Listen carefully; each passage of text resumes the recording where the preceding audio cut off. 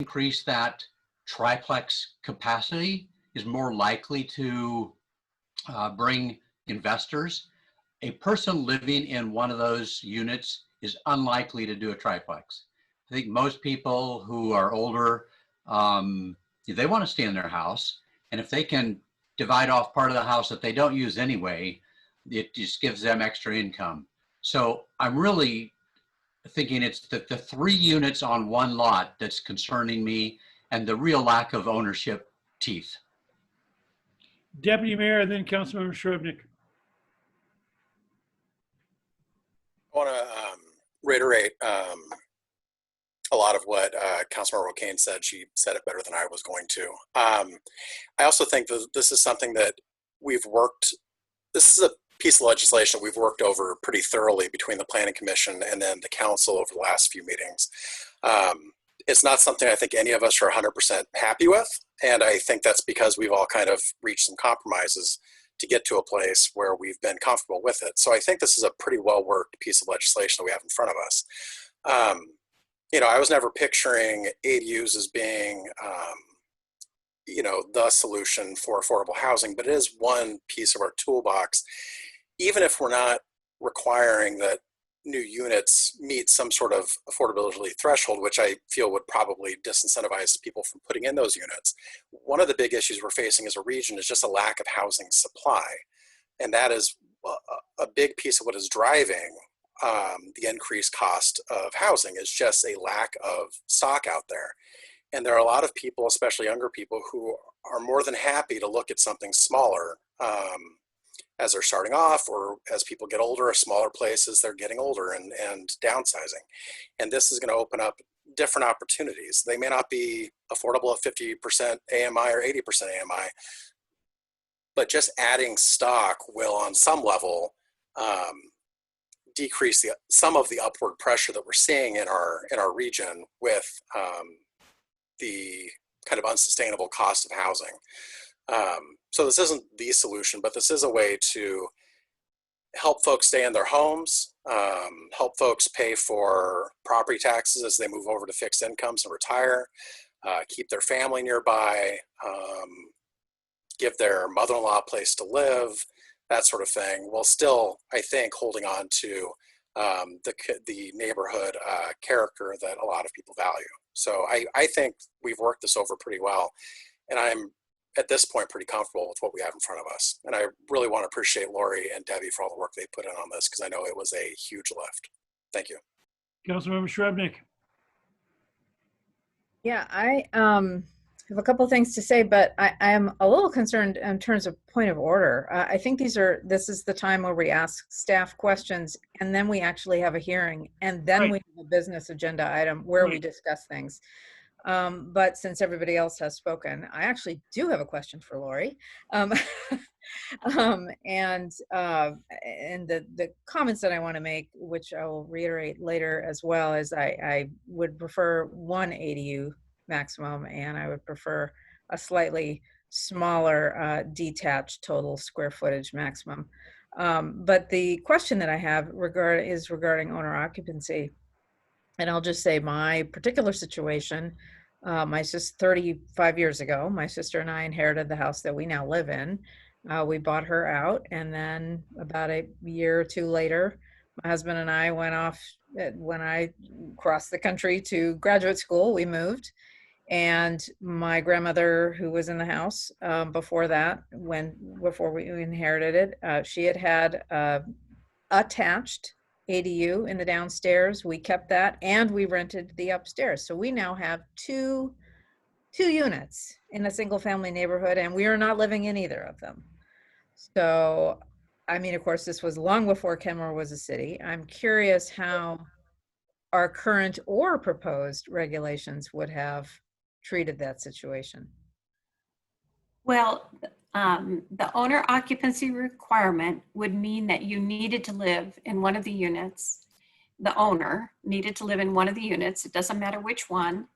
And if the owner did not live there, then the facilities, most typically the kitchen facilities that make it an ADU, would have to be removed. The Planning Commission's recommendation was an effort to acknowledge the fact that there are sometimes extraneous circumstances that make it necessary for someone to leave the home for some period of time. And they talked about a business opportunity or a school opportunity. And so for up to a year, a homeowner would be able to say, to apply and get permission potentially to leave the house for some period of time. They would have to, commit to maintaining the home. And one of the preferred choices was to have a relative living in the home and acting in their stead. The city council recommendation would say you have to live there for 6 months. Again, if you're not there for 6 months, the facility should be removed. And after the 6 months, then there would be no restrictions. The idea was to provide flexibility to the homeowner in case there were circumstances where he or she needed to sell the property or move elsewhere. Well, we were gone for 5 years. Okay. So let me try and interpret what you're saying. So it sounds like that wouldn't have worked for a ADU. So we would have treated the house as one unit and rented one unit. That would have been, because people can rent out their house right now. Right, correct. So, okay, so it couldn't be the 2 units. Right.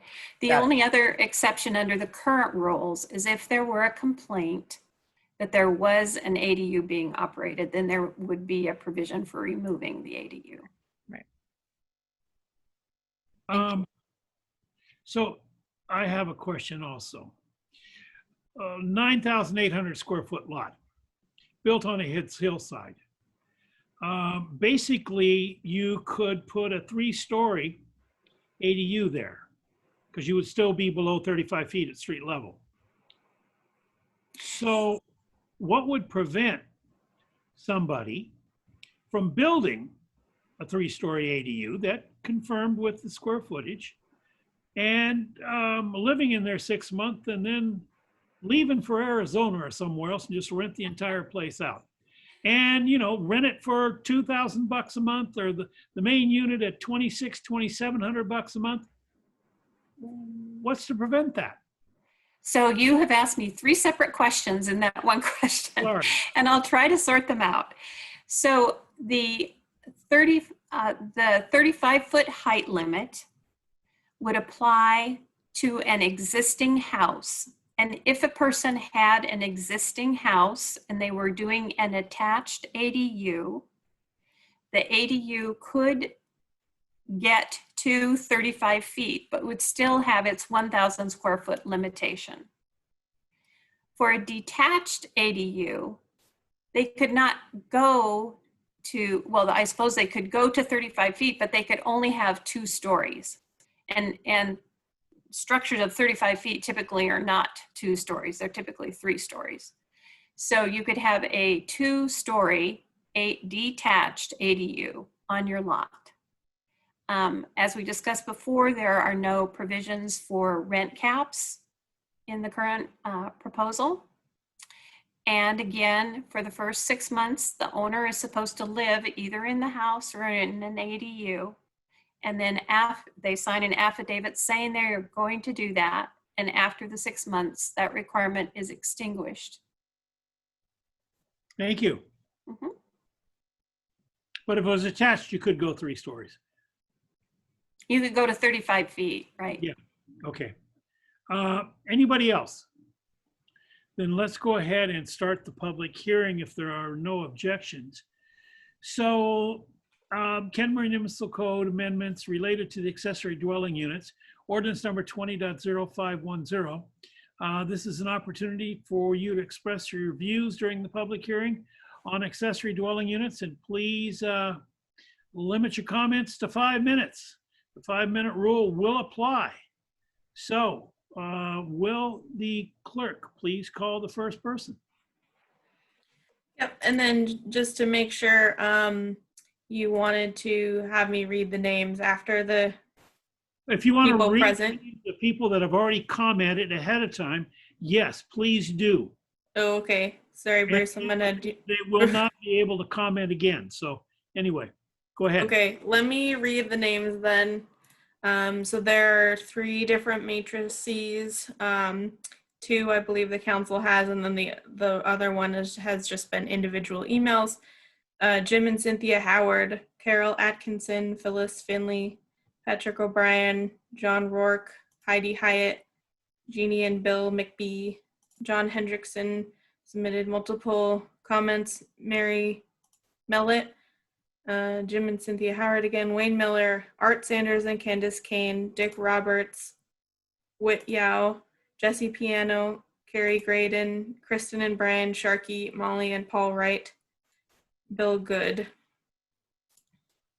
Also, sorry, that's that's part of it. Russ Van Mops, John Paul Mickle, submitted multiple, Christina Kelly and Martin Shager, Tracy Robinson, Rosie Schaefer, Mark Stanton, Carla Blackner, Dennis Kurtz, Bill and Jackie Smith, Karen Brouched, Roger Highland, Marcel Fadul, Edward J. and Elaine Z. Generich, Heather Byrne, one more list, Dan Olson, Olga Martinchik, Tally Aina, Jeffrey Palmer, Daniel Mock submitted multiple, Richard Owner, Joanna Little, Phyllis Finley, Meredith Berther, Carrie Coach, Harry Pomerantz, Bruce Gabbarding, and Ron Halcomb, Nomi Aguilar, Don Briggs, Rick and Sally Nordquist, Bill Good, Mary Frederick, Mark Prince, and John CZY90321 at Hotmail. No last name. So actually, anybody during public comments can speak. So Okay.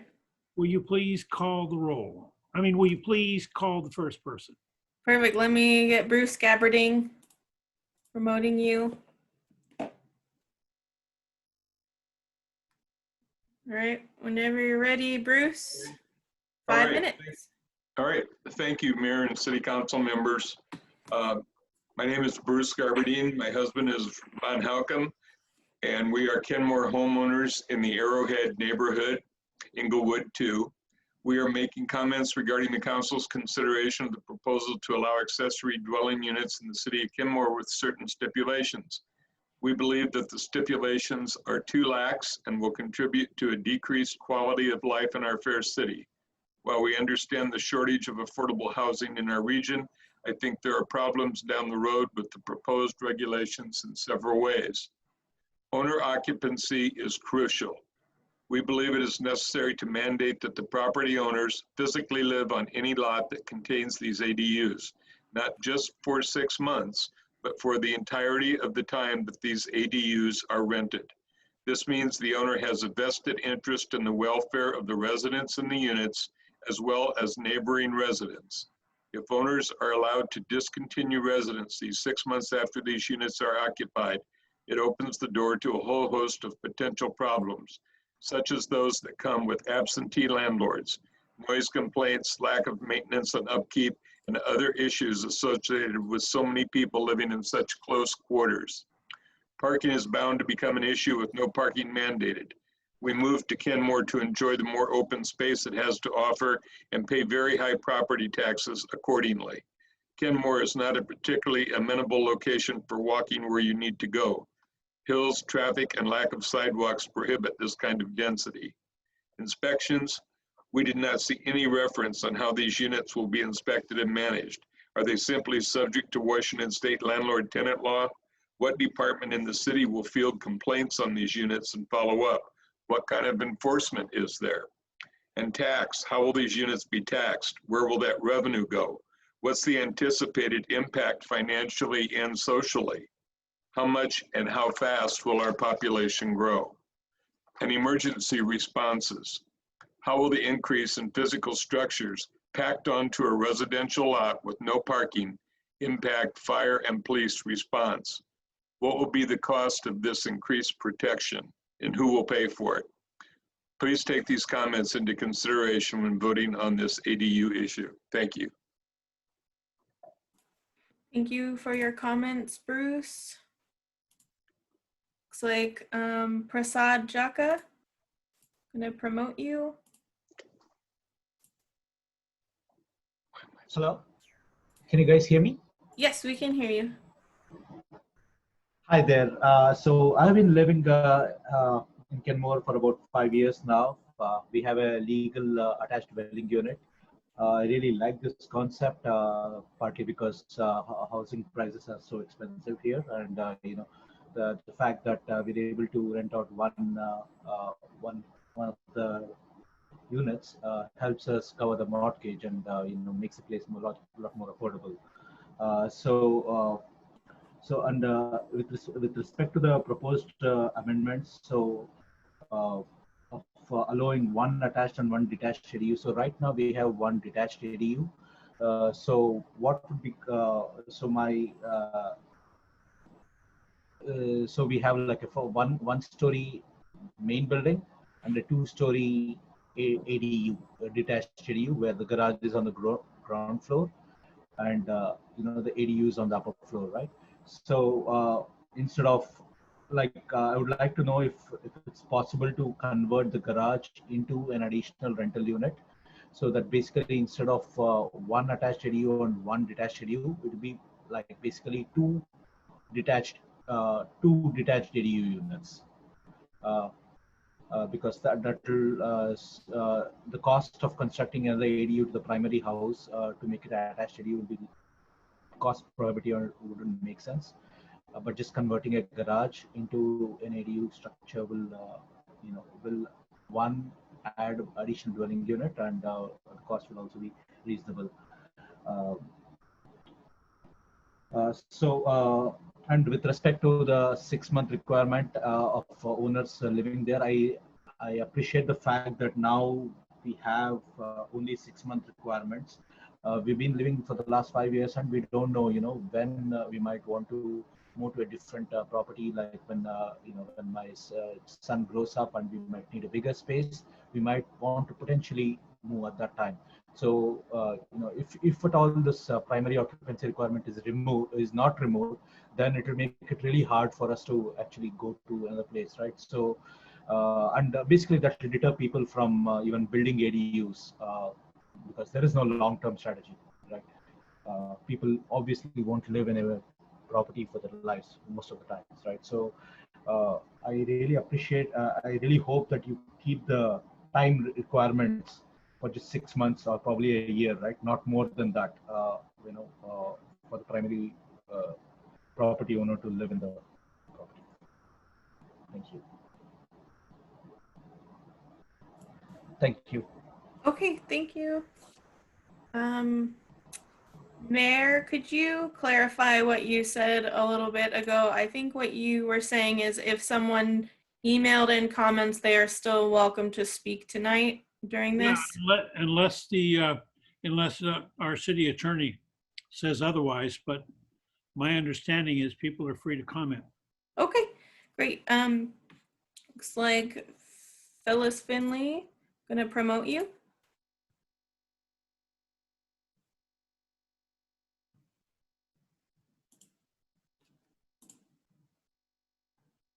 All right, Phyllis Finley. Okay, I'm unmuted. Phyllis Finley, Kenmore. I support the quest to provide more affordable housing in Kenmore. I ask that you accomplish that mission while staying true to the comprehensive plan and vision statement. Please justify to Kenmore residents how you square your proposed ADU changes with the comprehensive plan that specifies a small town feeling, a sense of belonging and pride, the character of a single family residential neighborhood preserved. The proposed changes have veered wildly off course from the first conversations of the Planning Commission and from the typical mother-in-law apartment in the basement, studio apartment in the garage, or tiny house in the backyard. I oppose the following 5 changes for the following reasons. Number 1, the relaxed owner occupancy rule. Without this owner occupancy, the rentals are no longer an accessory to the owner's residence. They are rentals in their own right. It doesn't take a lively imagination to envision the developers already lined up to buy single family parcels to convert to 3 rentals, or to figure out a way to circumvent the 3-month owner occupancy and ultimately have these properties managed by out-of-area investors. This is not about the vested interest of the homeowner. Zoning change termed development change. Call it what it is. Allowing 3 rentals on a single family parcel is a change of the intent of the R6 zoning. Number 3, property value change. If a single family parcel can be converted to 3 rentals, chances are that property values will increase and so will property taxes. The rentals may provide affordable housing, no guarantee of that, but the property tax increase could very well create a situation in which a property owner is taxed out of his or her home. Number 4, no on-site parking. Yes, tenants can park in the driveway, but how many times will an occupant want to get out of the garage, have to wake everybody up to move their cars before they all agree to just park on the street? Oh, you want to solve that by putting up no parking signs on the street? I probably don't need to point out that that would be an inconvenience to other residents on that street. And number 5, the rear yard setback. Why is there a setback of any kind? Is it to preserve the neighborhood, provide a small town backyard feel, respect the adjacent property owners? This proposal violates all 3. Square footage for a shed within the setback is limited to 200 square feet, but I can build a 1,500 square foot house to rent and it can be only 10 feet from the property line. Does this even make sense to you? Would you want that behind your back fence? Please vote no on the ADU changes. Thank you. Thank you, Ms. Finley. I did want to mention that there were a few email names that I did not read. Adolco Cruz, Bayo, Pat Fitch, Juanita Aguilar, Justin Hoddeland, Joy Dice, Michael Sweezy. Just wanted to mention those names. Leanne Van Alstein. Is it Leanne Van Alstein? Van Alstein. Yeah, every time, I'm sorry. Okay.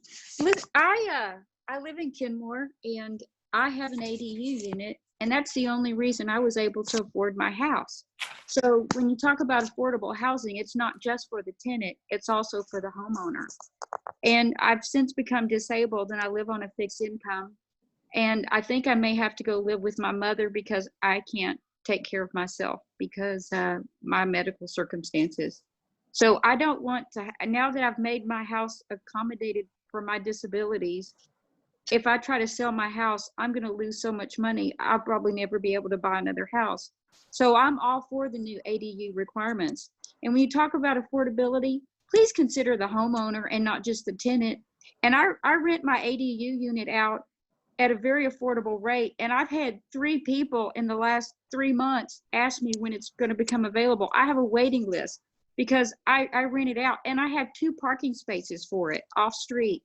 So I think with the regulations that y'all are going to have for the new ADU units, it's not going to be 3 very noticeable units. If one can be over the garage and one has to be part of your house's footprint and only 1 door, it's not going to be very noticeable.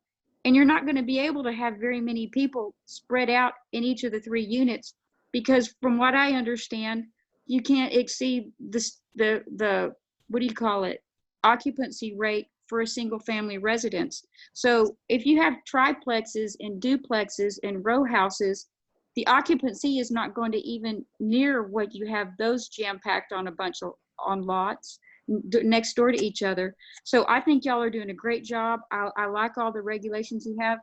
And I hope that you're going to limit the occupancy of the owner to 6 months because I would hate to have to sell my home just because I'm disabled and I can't take care of myself anymore.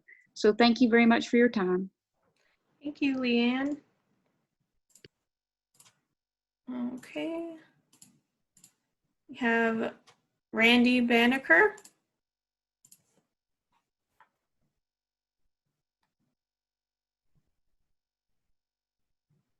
Randy, can you hear us? I'm on. Thank you. Can you hear me? Yeah. Mr. Mayor, members of the council, Randy Banneker. I'm commenting on behalf of the Seattle-King County Realtors and would like to thank you all very much for your work crafting this package of ADU regulations. ADUs are a great tool with which to inject some affordability into Kenmore without disrupting neighborhood character. In fact, it can have the effect, ADUs can have the effect of boosting neighborhood stability for many of the reasons prior commenters have listed. These units give homeowners a lot of flexibility. They can create an income stream to help with mortgage or other expenses. Empty nesters can use ADUs to stay in place, stay in the neighborhood, the community in which they've raised their family. Some folks use ADUs to offer housing for their adult children, or vice versa. Some parents provide housing to their kids, and some of those parents will move into the ADU to give that younger family a larger space for their children and grandchildren. The package that you're considering offers a great deal of flexibility, and it's very strong. And that flexibility will make it more likely that people can take advantage of ADUs in Kenmore, tailor them to their own specific needs. I want to note that, as has been mentioned, ADUs are not likely to overwhelm the city. We see throughout the region, ADUs are added in a measured manner. Often it's that single family homeowner that wants that income stream or wants to offer a solution for a family member. And it's not principally an investment vehicle. Because they fit into the single family zone, they're unlikely to change its look and feel, that neighborhood look and feel. And with regards to affordability, many of the folks who are the homeowners who will add the ADU, we would expect that they're going to value long-term tenancy over maximum rent.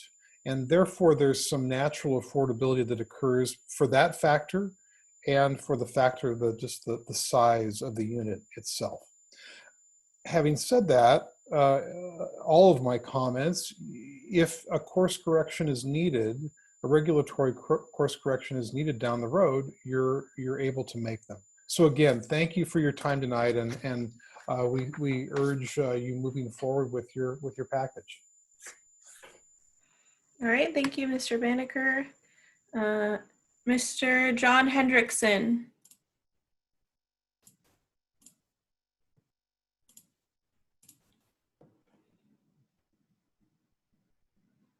Mr. Hendrickson? Come in. Can you hear me? Yes. Okay, guys, thank you. John Hendrickson, Kenmore, Washington. Did Councilmember Shrednick just testify that she was violating our ADU laws for 5 years? And it sounded like she got a different house and she's still renting that out. I know, remember when Marcia Schwendeman was on the city council, she moved out of town and she didn't tell anybody. So she was serving on the council illegally for a couple of months. So it's not unusual in Kenmore for something like that to happen. But it sounds like laws were broken there. The current single ADU laws sufficiently meet affordable housing needs for seniors, extended family, senior supplemental income as they are. You keep ignoring this throughout this process. We have that, and we're allowing that income stream, and we're allowing that affordable housing. Eliminating the owner occupancy requirement changes the zoning to multifamily and is a gateway for zoning for slumlords. You just had the realtor on from Seattle, King County. Of course, he's going to tell you all that stuff. That's the industry talking. There's investment coming. The ADU amendments are really an unconscionable theft of Kenmore's single-family neighborhoods that have been hard-earned with much sacrifice by many. I know neighbors who work really hard, double jobs, trying to raise their kids in a family in this neighborhood. You know, we're not Kirkland. We're not Woodinville. It's not the greatest. People are grateful that they can have a place to raise their kids with some security and some peace, some health. And when we already have plenty of investment realtors. If you go around, I gave you a couple in an email, that these houses are already investment owned just as they are. And you're opening it up for a ton more. The results of eliminating the owner occupancy requirement may end up being like Vancouver, where we'll have exceedingly high housing costs. You have high crime, theft by excessive drug users. You can't leave anything in your car up in Vancouver. You know, more likely we'll end up being like Shoreline and Lake City. Housing prices will go down. You'll have more affordable housing because you'll have increased crime. You'll have gangs. You'll have drugs. You'll have neighbors fighting. Maybe we'll even have prostitutes walking out in the middle of the day when kids are going to school like we have up on Aurora. Widener advised the council when he was looking at the Lake Point development that Kenmore is at a tipping point with our quality of our housing, and that you really need an increase in high quality development. So he gave you that advice. You're not listening. You just had Mallory Van Abima come in from affordable housing, telling you, giving you an award, kind of putting out propaganda for you to pass this thing, saying you're doing great, providing livable, equitable, and more just housing for all. And everyone is entitled to quality housing. Well, I wish that was true. I wish you could make that true. But the truth is, this country was founded on the principles from the age of reason. And the reality is the world does not owe you a living. You don't get something for nothing. I'm not a Michael Jordan fan, but that ESPN show showed his mother how she raised her kids, and she told them, you want something, you go out and work for it and earn it. She said, you don't sit around and wait for someone to give you something. You know, so I know Melanie O'Kane has promised that she's going to give people stuff. Michael Jordan's mother does not agree.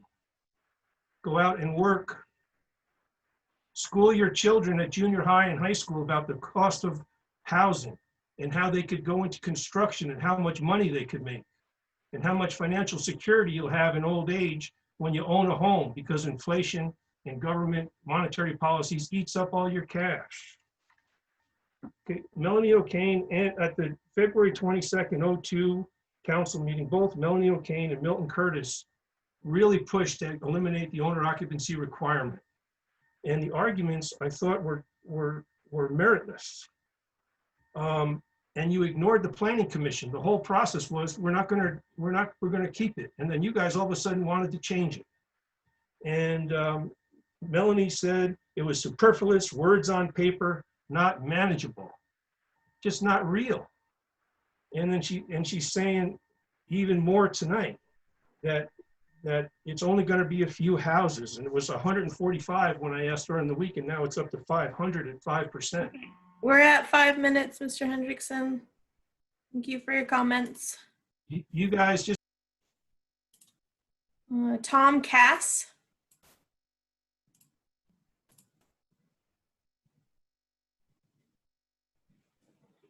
Hi, Mr. Cass.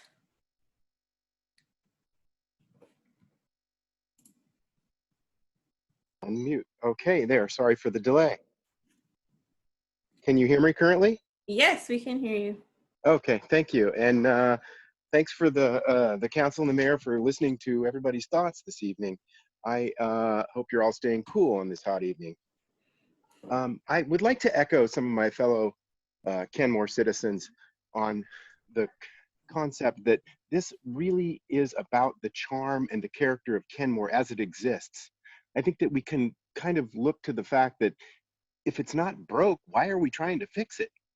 This is a beautiful area. I think that wanting folks to have an opportunity to raise their kids in an environment where they can appreciate what exists currently is really where we want to be at. I think that many of the previous folks have addressed some of the issues that may occur with parking, schools. Have we even discussed wastewater? These are things that should be addressed. And let me echo the fact that inviting investors to come in and turn this into a marketplace rather than single family residentials is definitely a fear that I think all of us share. Thanks for taking my thoughts tonight. Thank you for your comments, Mr. Cass. Ed Cummings.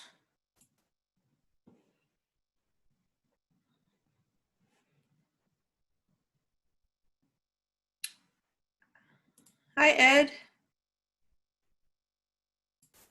Mr. Cummings? You are muted. Oh, there you go. All right, am I on now? Yes, we can hear you. Okay. Thank you very much, Tila. So I want to thank everybody for the work that they put in on this. I support these changes.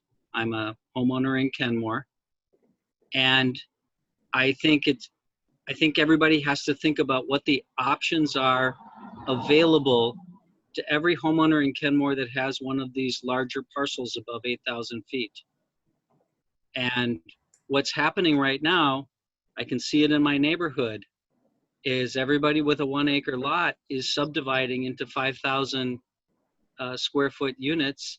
And if you want to talk about the city getting more complicated, the city getting more traffic, the city getting more resources taken, that's where it's happening. Now, I've spent a lot of time in Seattle, and that statistic of 1% of the homes being having ADUs is absolutely true. The truth is that ADUs are very expensive. You have to, especially the detached ones, you have to have a separate sewer and water and electric hookup. So it doesn't happen, and it doesn't happen fast. So this is really an affordability thing for people who have extra space in their homes. And this is an affordability thing and a flexible utilization thing for people who have larger properties who might otherwise be tempted to bulldoze their home and turn it into 3 or 4 houses. And that's not really in keeping with the spirit of the small town feel. So I think the choices you've made about owner occupancy time and about multiple units for very large properties provide people with an alternative when they really do have alternatives that you may not prefer. So I think you've done a lot of good thinking, and I support the decision or the proposal before the board. Thank you. Thank you for your comments, Mr. Cummings. Looks like Roman.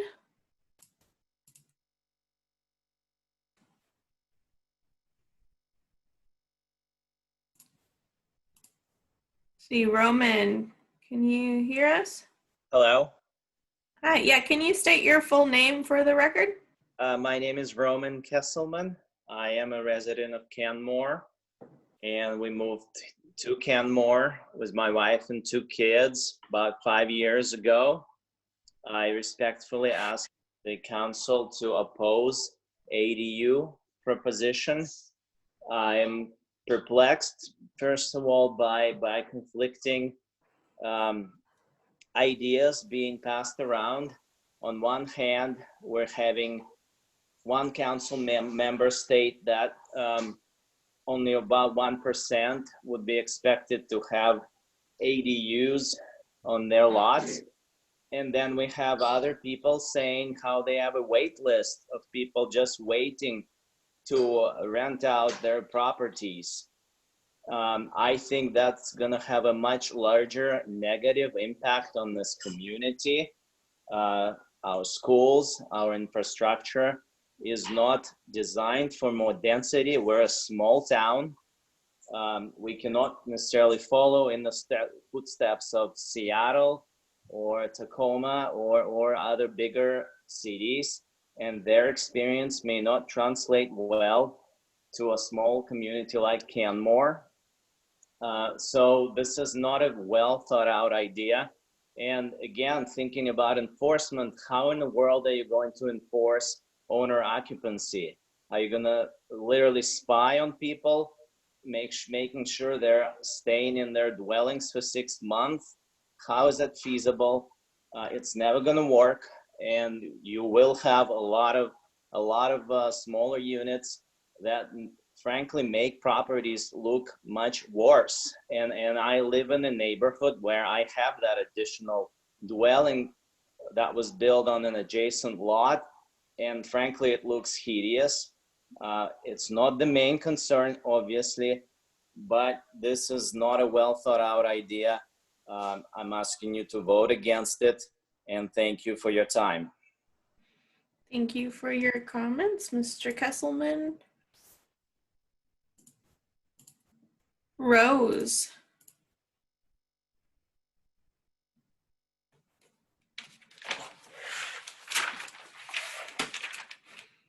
Oh, looks like you're muted. Sorry about that.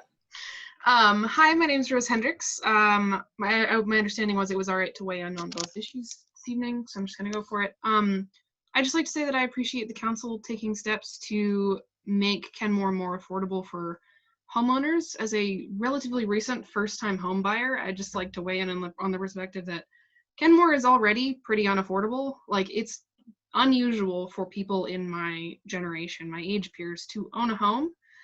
And the reality is that Kenmore is already a very attractive place for developers. We live on a large lot, and it was a very real possibility that it would have been bought by developers and subdivided because it's of that size.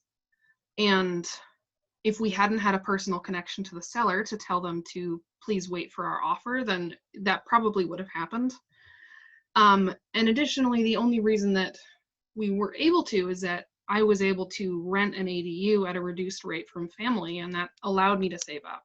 And so if we want first-time home buyers and new blood to come into the community instead of developers who just want to subdivide or flip, which is happening now, make no mistake, I really support this ADU ordinance. I don't think that detached or only on large lots will fundamentally change the character of the neighborhood in the same way that the alternatives do. So thank you for your time, and thank you for listening to all these comments. Thank you for your comments.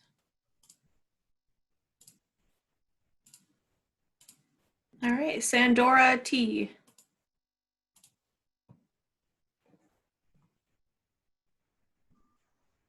Hello again, City Council. I'm commenting on the ADU ordinance that you have in front of you.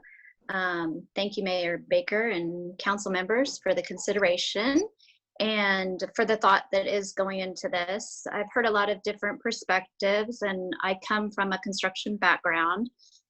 So I want to direct all of you to maybe research the tax law around capital gains. And extend the ownership to over 3 years, because if you do that, there is a good chance that it would weed out some of the developers that are going to prey upon the city, seek out these properties, scoop them up, and build homes that aren't necessarily going to have the appearance that the rest of the neighborhood has. When they do this, they don't really care about what materials they use. They use the cheapest thing possible. And it really does change a neighborhood. So I wanted to speak on that. I also am wondering why this group of comments was given 5 minutes to speak, where the ordinance against the condemnation was only given. Seeing on the Zoom meeting this week that we can't see how many attendees there are anymore. So I'm asking if Ms. Gardner can please let us know. We are interested in that. I'm still not seeing Mayor Baker. It looks like he's laying down. I'm here, sitting up. Okay. Okay. We couldn't see you for a lot of the meeting, Mayor. Once you do this with the ADUs, there's no going back, and there are people that seek out these lots. So I just ask you guys to consider that and keep Kenmore the way that it is. And again, I was not able to finish my previous comment. Mayor Baker, thank you so much for at least offering an apology to the family. But honestly, your comment didn't seem sincere. So when you said that you meant everything you said, then it's somewhat erased the apology part. So thank you everyone for listening. I appreciate the time. Thank you for your comments.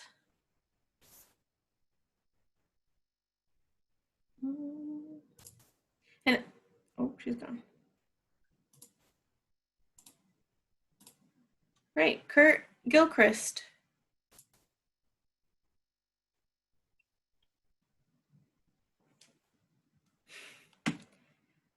Kurt, can you hear us? You there, Kurt? Actually, it's not Kurt. We're on the same thing. Oh, okay. He's getting buried. This is Adele. I came to the party late. I got a notice today. It's the first I knew that you were having this discussion. I didn't get the postcard that was apparently mailed. Now, I'm opposed to this. I will say that last fall, I added an addition to my house. It wasn't ADU, but similar. And Kenmore City Council had made some regulations when, beyond the time Kenmore became a city, they changed the regulations. They had to be 20 foot back from the property line. And I wanted to have a variance of that to be 15 feet. And no way was that possible. I was told that that could be done if I fulfilled 18 things on the list, which was impossible.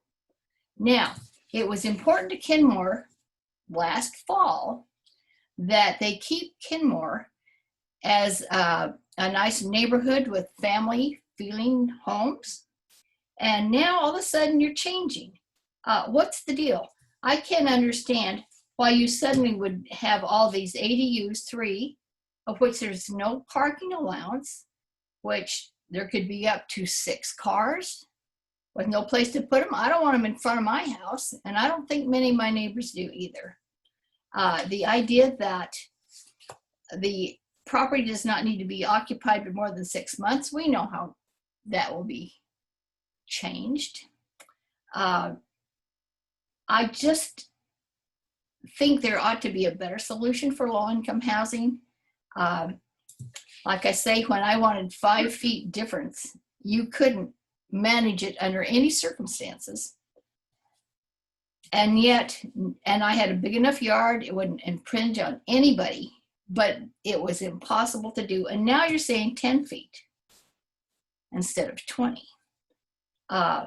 What's gotten into your heads? How has this changed? Why is this really good now and it wasn't last fall? I've been a resident in my home for over 55 years. So I've seen a lot of changes happen in Kenmore. And I hope that you will not agree to this. Like I say, I didn't see, or I would have prepared something much better. And there were some people who addressed this quite well, I thought, tonight. I don't want you to pass this, and I hope you won't. So thank you very much. Thank you for your comments. All right, Dylan Thornsberry.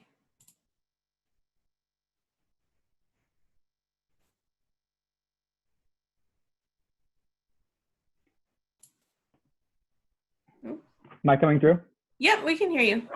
Hey there, yeah. My name is Dylan Thornsberry. I live in Kenmore. Big supporter of this bill. I currently live with family, and I think that anything that allows more people to live in Kenmore more affordably is something I'm in support of. I just checked the price of the single family home. It's $715,000 on Zillow. And I think that's out of reach for a lot of people. So I think some of us, I think an ADU it's a great option for me to live near family. And, you know, I don't have that money. So a big fan of that. For home ownership, I think 6 months, that's reasonable. People visit family during emergencies, vacation, work trips. I think they should be allowed to have ADUs as well. I think 6 months is good. And the big reason that I'm in support of this is that I just don't think it's really going to drastically change anybody's neighborhood. From what I've heard, it's 5%, which is 1 in 20 homes, or 1%, I guess, in Portland and Seattle. So I think even at like worst case, I just don't see this really having a big impact on people's lives. So yeah, and under the current standards, it sounds like not many ADUs are being built. And I think this bill would just allow more people to build ADUs without, you know, extremely restrictive requirements. So I'm in high support of this bill, and I thank you guys for proposing it. Thank you. Thank you for your comments. All right, that is all the hands that were raised. No one is on the phone. Oh, sorry, somebody else. Karen, oh, just kidding. Elizabeth.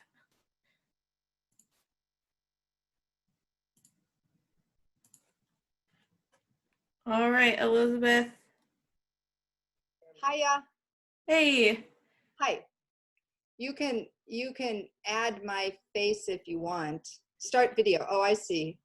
Yeah, you can do it. I can't make you. Got it. Hi. Hello, council. Thank you. So yes, I live in Kenmore. My husband and I and our family, we have lived here for 25 years. We have a few issues, and I just have to say thank you to all the people who have been speaking, and I have respect for all of the different points of view. I just looked at this postcard today. Yes, it was here, but I have grandkids that I've been watching, and what I would ask for, even though I know Councilmember Marshall, I want to thank you, because back when I was very concerned about our environment, you mentioned ADUs, and to be honest, I didn't even know what it was, and I didn't have the capacity at that time to even look into it. I really respect the idea behind having affordable housing. However, it sounds like from some of our other, like, I know I support what Phyllis Finley said. I support, to the extent that I understand what John Hendrickson said, it sounds like we already have the ability to have ADUs. So what my husband and I have been talking about is 6 months. That sounds like a really bad idea. And I know that there's a young person who just was speaking about that's adequate.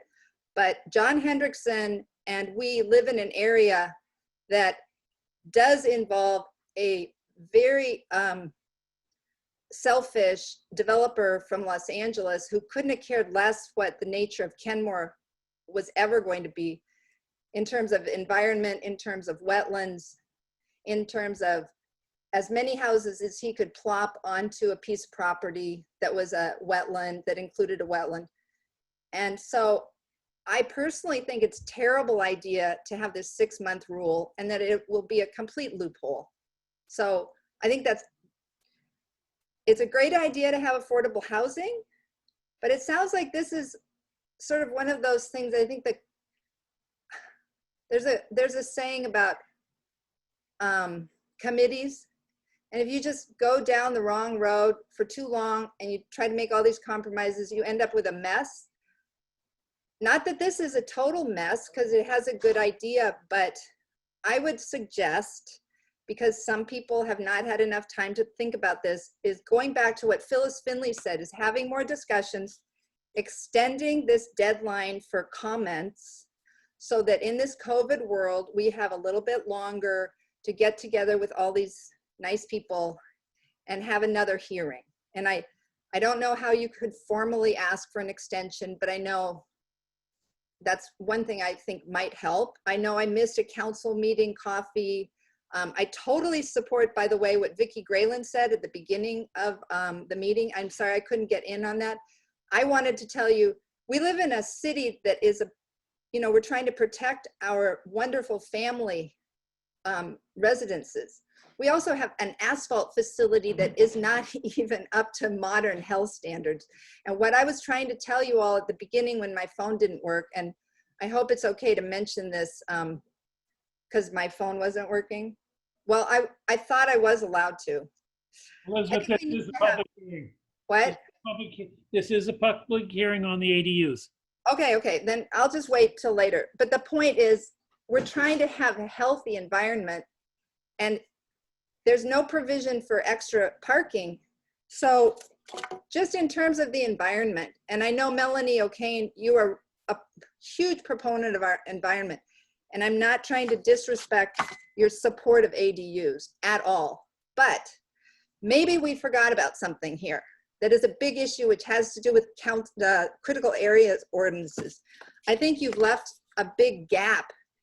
Just for example, my husband and I were talking, if you had 250 units and 700 square feet, you would come up with 4 acres. This is penciled out in a hurry, of just more impervious surface. So I don't think it's well thought out enough from the Planning Commission. I think you need to just take a step back and let people start talking in a COVID environment in ways that will help everybody feel like they're not, that you're not going to make a decision that's going to impact our taxes, make it, you know, affordable for some, unaffordable for others. We don't want to live in the situation that I see happening over in Seattle. I don't think, at least council members have always talked about this being this family friendly, you know, a little bit more room for your. Okay, thank you for your comments, Miss Mooney. Okay, thank you. Good luck. All right, I don't see any more hand raises and no phone numbers. Check in with.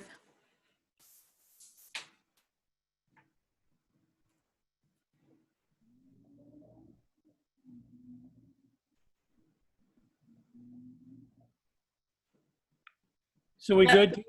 Yeah, it looks like we're, can you hear me? Yep. Okay, yes. Yeah, no more hands are raised. All right. So I'll declare this public hearing closed. Any further questions from staff? For staff? I'm not seeing any hands being raised. Mrs. Bent, just to be clear, you want to move on to the ordinance, correct? Council's supposed to decide if you're going to close the public hearing this evening. Yeah, I just closed it. Good, I'm sorry. Yes, so the next item on the agenda is considering the ordinance and council. All right. Discussion. So ordinance number 200510, adopting Kenmore Municipal Code amendments related to accessory dwelling units. Ms. Bent and Mrs. Anderson, do we have any further questions? Seeing none, the chair will entertain a motion to adopt ordinance number 20-0510, adopting Kenmore Municipal Code amendments related to accessory dwelling units. Is there a motion? So moved. I'll second. Moved and seconded. Any further? Move to adopt. Pardon? What did somebody say about adopt? Councilmember Shrebnick. Well, yeah, now we're in discussion.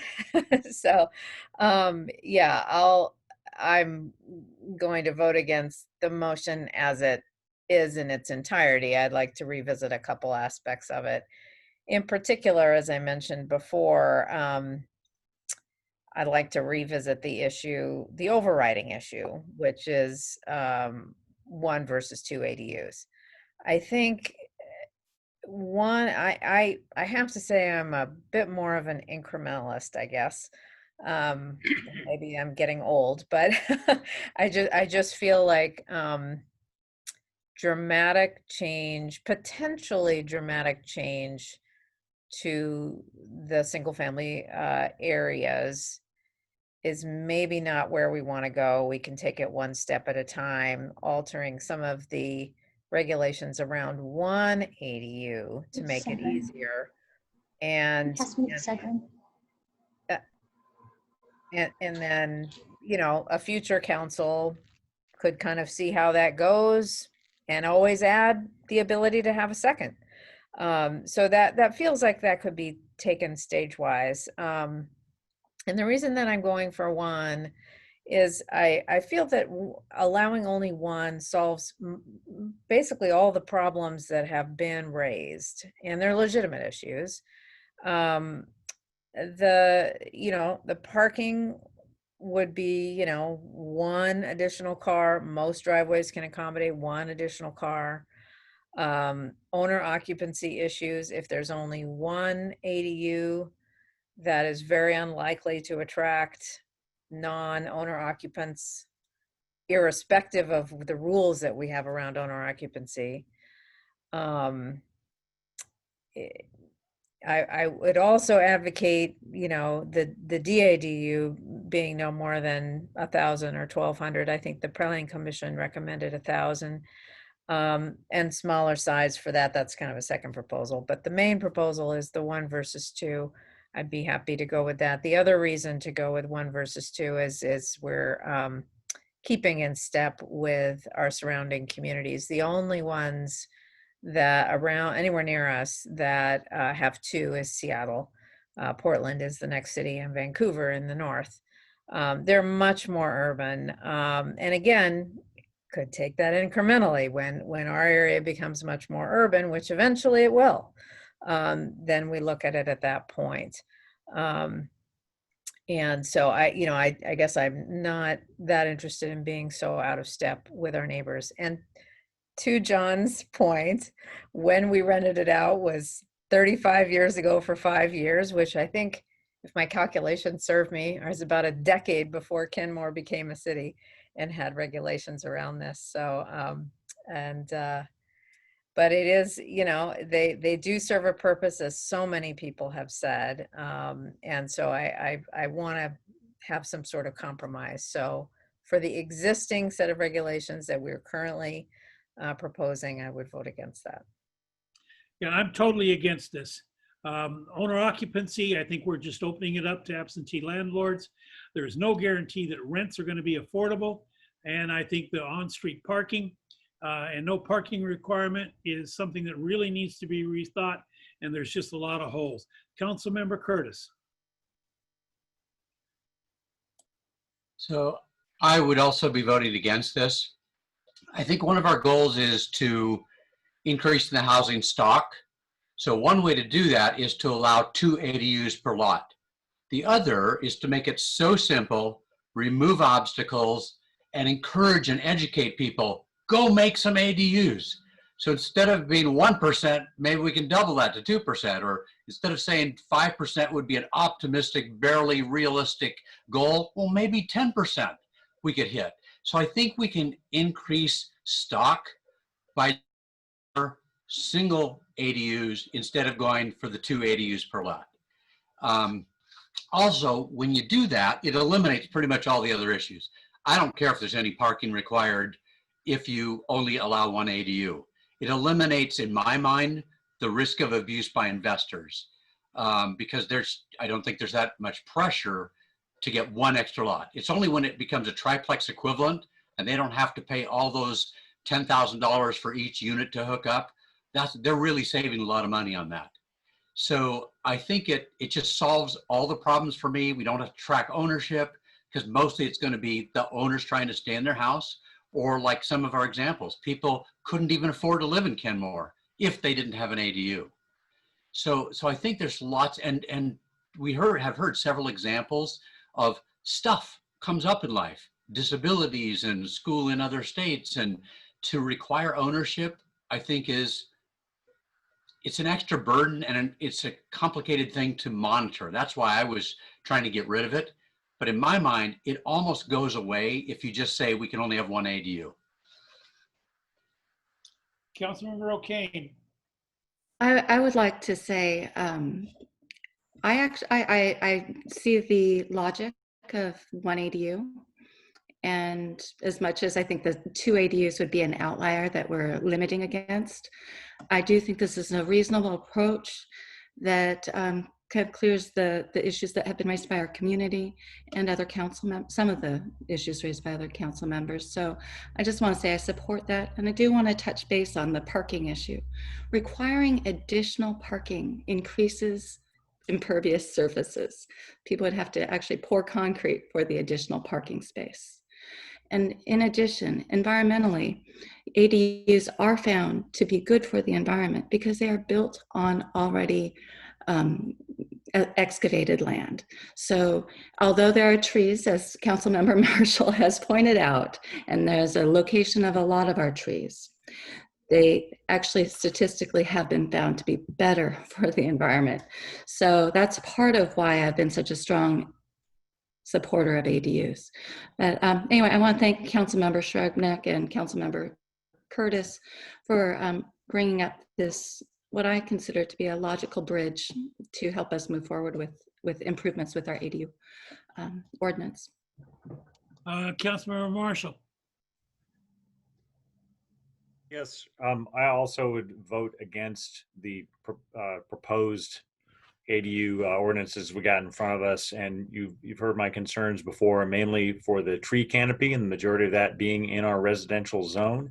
I'd like to see if we can get more protections for our tree canopy. That's what leaves us what I think what little Northwest, Pacific Northwest character we have with our Douglas firs, our cedar trees, and our salal. I'm also concerned about the side yard requirements or lack thereof for accessibility and fire accessibility, and some requirements for zoning. I don't see how side yards could not get filled up. I am interested in the idea of the one attached ADU.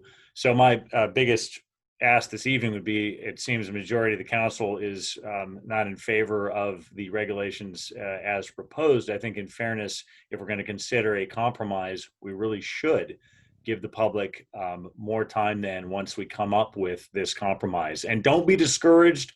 I think that despite this long haul, and I do appreciate the work by the Planning Commission, even if I may disagree with many of the substance, and everybody's position at different times, but don't be discouraged. This can get done.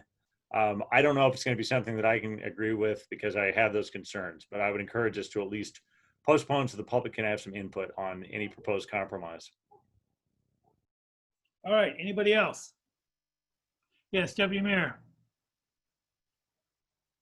Yeah, I've already said earlier my general thoughts on this. I think that we worked through this pretty well as a council, and I thought we had landed on a place where we were going to be able to scoot forward. If we're not, it'd be disappointing if we did all of this and ended up scrapping what we have. From what I'm hearing, at least from Councilmember Srebnick and Councilmember Curtis, our obstacle to getting to 4 or 5 votes could just be the 1 versus 2. I think there's a lot of other good positive things in the legislation beyond just the addition of allowing a second ADU. And frankly, I never thought that was going to be a big factor in the growth and use of ADUs in the city anyway, because of especially with the high costs of a detached ADU. I didn't see that being a major factor in adding housing stock. If it would keep things moving forward, maybe an amendment, maybe we should be looking at an amendment to reach where I kind of think we are as a body, at least if I'm reading Councilmember Curtis and Councilmember Srebnick right, and cut it back down to 1. There's a lot of other great changes there that I could be supportive of, even though I'm happy with the 2. I would hate for us to go through all of this and then end up back at square one with this work. So I just want to toss that out there if anybody were wanting to make an amendment. I think there might be support. Councilmember File. Thank you, Mayor Baker. I would like to support Deputy Mayor Nigel Hairbig's proposal of adopting an amendment to our ordinance for ADUs. I believe that we really can grow and grow with charm, and while maintaining our charm for Kenmore. And if we need to compromise to move forward a little bit together, I can absolutely support an amendment that would include an attached or detached single ADU. Thank you. Councilmember Curtis. I can support that. I need to get some direction here. Either the attorney or Miss Anderson. This would be a change to what we had a public hearing on tonight. Would that require another public hearing? Because it's a pretty substantial change.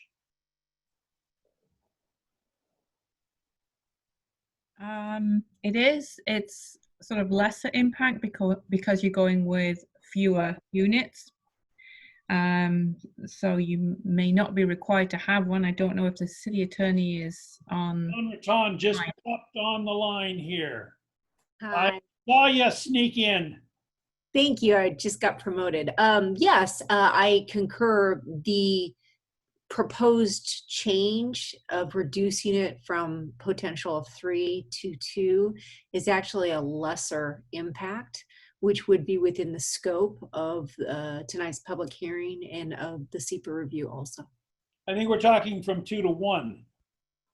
No, I thought there is oh, I'm sorry. I meant total. Okay.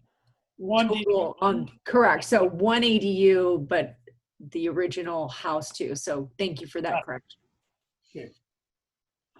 Deputy Mayor. I guess then my question to Ms. Anderson or Ms. Bent would be if they have suggestions for how we could word such an amendment tonight and get this taken care of rather than coming back in September. I always hate to do that on the fly, and I see the city attorney kind of nodding in agreement there. Okay. So I don't know if we would be able to adequately look at the ordinance and propose language this evening. I'm not sure if that's possible, and maybe I could ask the attorney to jump in with some advice as well. I have to just recommend that it's very difficult to do something like that on the fly. There's always some unintended consequence. So I would recommend just providing direction and then having the ordinance come back. I apologize for the delay, but that would be my recommendation. All right. So we do have a motion on the table. We can have a request to table it until the first meeting in September. Or we can vote on the motion and have it fail and bring it back in September when we have this all done. Councilmember O'Kane, I saw your hand first, and then Councilmember Shrubnik, then Councilmember Curtis. I'm not very familiar with this process, but I was going to say I'm okay with withdrawing the motion and waiting till September. You can't withdraw. I'm not withdraw, but what was it you said? I'm sorry. I say it's part of the group now. We can't withdraw it. It has to be acted upon or tabled. I'll let Councilmember Shrubnik or Curtis. Councilmember Shrubnik?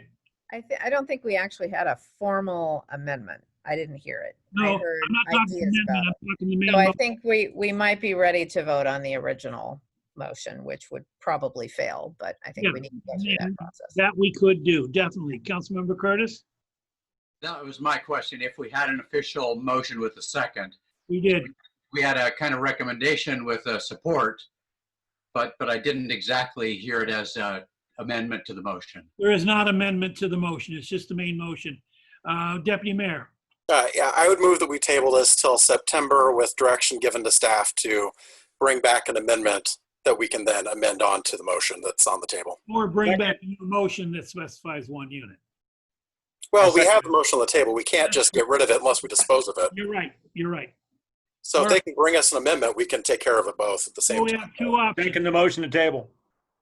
Motion to table has been moved and seconded. If there's no discussion, will the clerk please take the roll? Wait. Oh, Councilmember Curtis. No, my preference would be to vote this, and if we get enough no votes, then we can come back cleated September. This is silly to hold this over for September in its present status. Right, but we do have a motion and a second to table it. We got to deal with that. If we don't want to do that, then just vote no. Okay. All right, you ready? Further discussion. Councilmember Marshall. With a motion to table, staff can do work as needed in the interim. So there's no difference between letting it die or voting it down and motion to table. It's motion to table seems more proper to me. Yeah. We don't have a date certain on motion to table, but that's fine. All right, any further comments? Okay, Tila, you want to go ahead and take the roll? Councilmember Marshall. Yes. Councilmember Shrubnik. No, because I want a clean no vote. Okay. Mayor Baker. No. Councilmember O'Kane. Yes. Deputy Mayor Herbig. Yes. Councilmember File. Yes. Councilmember Curtis. No. Pass 4-3. 4-3. Okay. So we're tabling it until staff brings us back something. All right, that takes care of that. Next item on the agenda, walkways and waterways. Park project update. Squires Landing, Miss Bent and Maureen Glazizi. Thank you, Mayor. I know I butchered that name. Yeah, Maureen Kalaisi is the Parks Project Manager, and she will be joining us along with Shane Phillips with Mott McDonald. We are not requesting any action this evening. This is just an update on both of those projects for the 90% plans and also an update on cost. Any changes to the capital improvement program budget will be considered at a later time. So I would like to ask Tila to promote Maureen and Shane, please. And then I believe it will also allowing Shane to share his screen for the PowerPoint. Thank you. And this is on Logboom, right? It's on Logboom and Squires, Mayor. There is one Doing PowerPoint for both. Both items at the same time? Yes. Okay. Yep. Good evening. Thank you so much for staying in there for this presentation. I know you've been dealing with a lot of heavy topics tonight. So hopefully this will go by fairly quickly for you and you'll have an opportunity just to receive an update on how things are going for the project. Since we met with you in February, we've been making good progress on forwarding the design from 60% to 90%. There are a few refinements to the design that we are going to share with you tonight, as well as, like Debbie mentioned, recapping where we are with the budget and the schedule. As you can imagine, things have shifted in our schedule a little bit due to where we are with COVID-19. And we're still moving forward. We're going to make these projects happen, but it will likely be in the year 2021 where we're going to see some progress to get to bid and construction. And with that, let me introduce Shane Phillips. Shane is the principal with Mott McDonald. They are our prime consultant who has been kind of spearheading our design process. And what we would like to do tonight is share a presentation for Logboom first, an opportunity to ask questions on that presentation, and then we'll immediately run into the Squires Landing presentation, and then you'll have an opportunity to ask questions about that presentation. And as we know, this evening is getting kind of late in time, so if you could hold your questions until our opportunity for question and answer, that will make the presentation and the process move by more quickly. And with that, I will turn it over to Shane to share his screen, and I will mute myself. Thank you, Maureen. Can everybody see the slides that I'm sharing? Not yet, Shane. Oh. Technical difficulties. Oh, there we go. And which do you make it a little bigger? Or no, that's good. Do you see the main slide or do you see the two slides? Two slides. All right.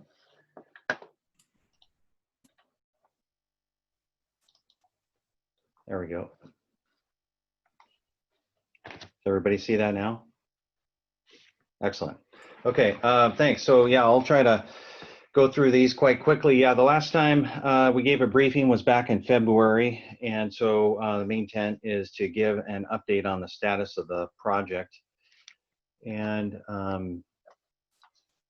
it's late at night, more technical difficulties.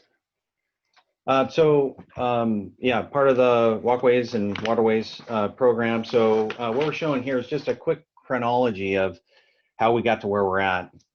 So just recapping, as part of the bond measure in 2016, the upper right is the original concept that was put forward with a focus on improving the natural habitat and getting public access down to the water. That was part of the widespread community input that was provided in building up to that bond measure. And then once passed, we went into more of a preliminary design, a lot of data collection and outreach with regulatory agencies.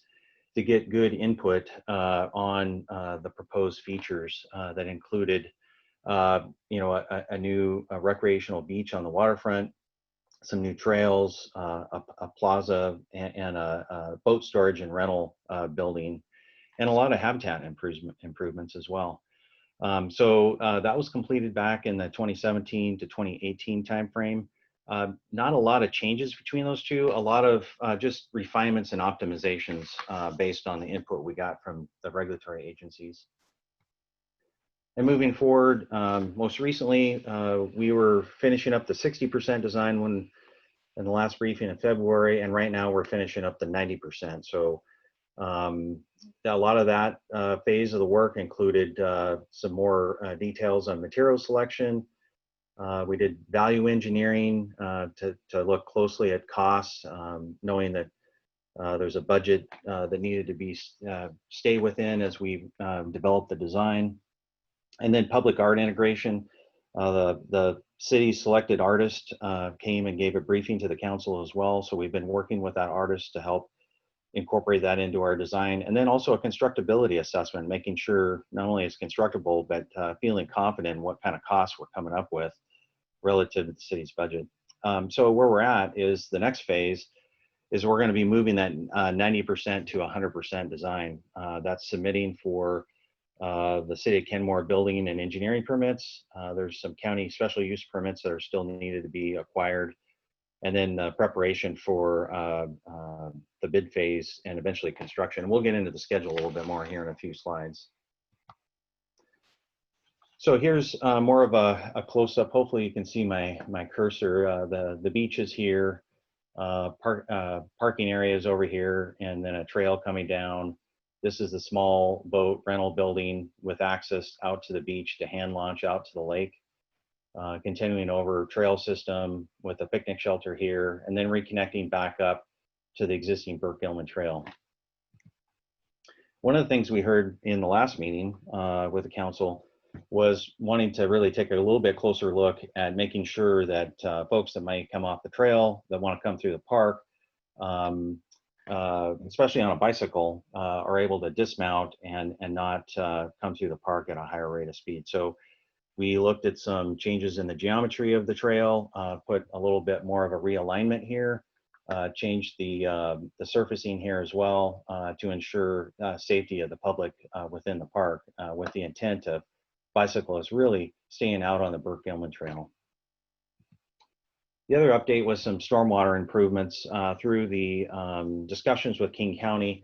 They're the adjacent property owner here. The dark black line is the property line, city being on the lower side, King County on the upper side of that, and work through details with them in order to get the special use permit on what kind of that stormwater runoff and collection system would look like. And so that's been finalized, preliminary agreement with county personnel, and so we're waiting to go through approval process on that. Those are really the two primary refinements or changes since the last time we met. Most everything is just a continuation of the design and getting it prepared for the final engineering building permit and bidding.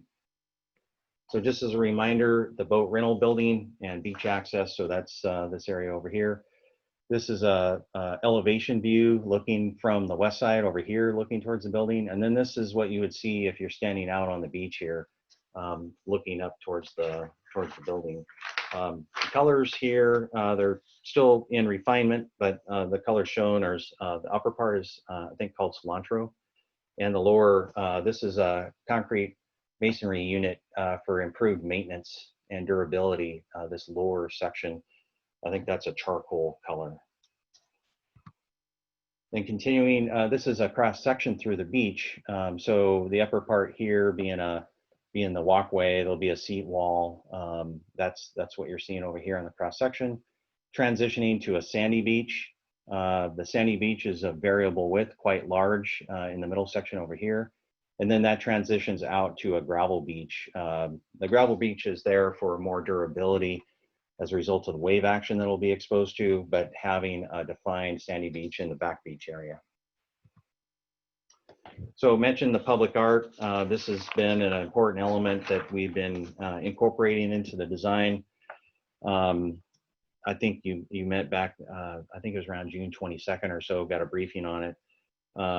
So we've been working hard with the artists to incorporate the different elements, but the theme here being the logging industry, with the flumes capturing the stormwater runoff off the roofs into a rain garden here. And then this is back on the site plan again. Here's the beach. There's going to be a lot of concrete stamping in various locations, on the slabs and then on some of the stairs. So it's kind of interesting here. This is a boat rental building. There's going to be a little launch area here that's a slope coming down. You can see a couple kayaks here, and then the water line's out here. This is all the sandy beach. So the yellow area here, these are stairs. So there'll be like a seat wall or stairs to get easier access down. They're stairs that will be very good for folks to sit. So there's a nice connection or transition from water to beach to stairs to the trail and then over to the boat rental building. Mentioned permits. We've been making good progress on the permits for this project. Bunch of logos over there. Those are all the different agencies that we've had to work with in order to secure permits. Things have gone pretty good on the permitting front. So we've got on the upper part there, we've got all the permits from the U.S. Army Corps of Engineers, Department of Fish and Wildlife, worked with the Muckleshoot Indian Nation as well, Indian tribe, and then worked with ecology, but ended up not needing an ecology permit. So the last remaining permit that we need is City of Kenmore building permit. We plan to submit on that sometime in August. Expect that to take potentially 4 to 6 months. And then, as I mentioned before, the King County special use permit for the work that's in their right of way. Those are the last 2 permits that are needed in order to go out for bidding and construction at Log Boom. Budget update. So the 2019 council approved budget was 3.9 million. Our current overall project cost estimate is 3.8 million. That's approximately about what it was when we reported back in February. So about $100,000 or so under the approved construction budget. So again, no major changes. What are some considerations relative to budget? And one is work windows. We have a work window for doing the beach. That's the only element that's in subject to the in-water work window. It's only a couple weeks in the summer, and then there's another one in the fall that starts in November. So it's important if we're going to bid the project, in order to build the project in the spring and into the summer next year, it's important to bid the project early in the year in order to make sure the contractor's got plenty of time to plan the work, stage, and be ready and get the work done in that 2-week work window. The other variable that we all know or aware of is just what does COVID-19 have in the public works contracting environment. Still in a state of change, but we took a close look at least most recent information when we put the cost estimates together, and feel pretty comfortable with the numbers that we've coming together. But as we progress from the 90 to 100%, that's something we're going to take a close look at, is kind of not only looking forward, but looking back at what are the costs after February 2020, how do they compare to the historical numbers to make sure we have a good estimate going forward.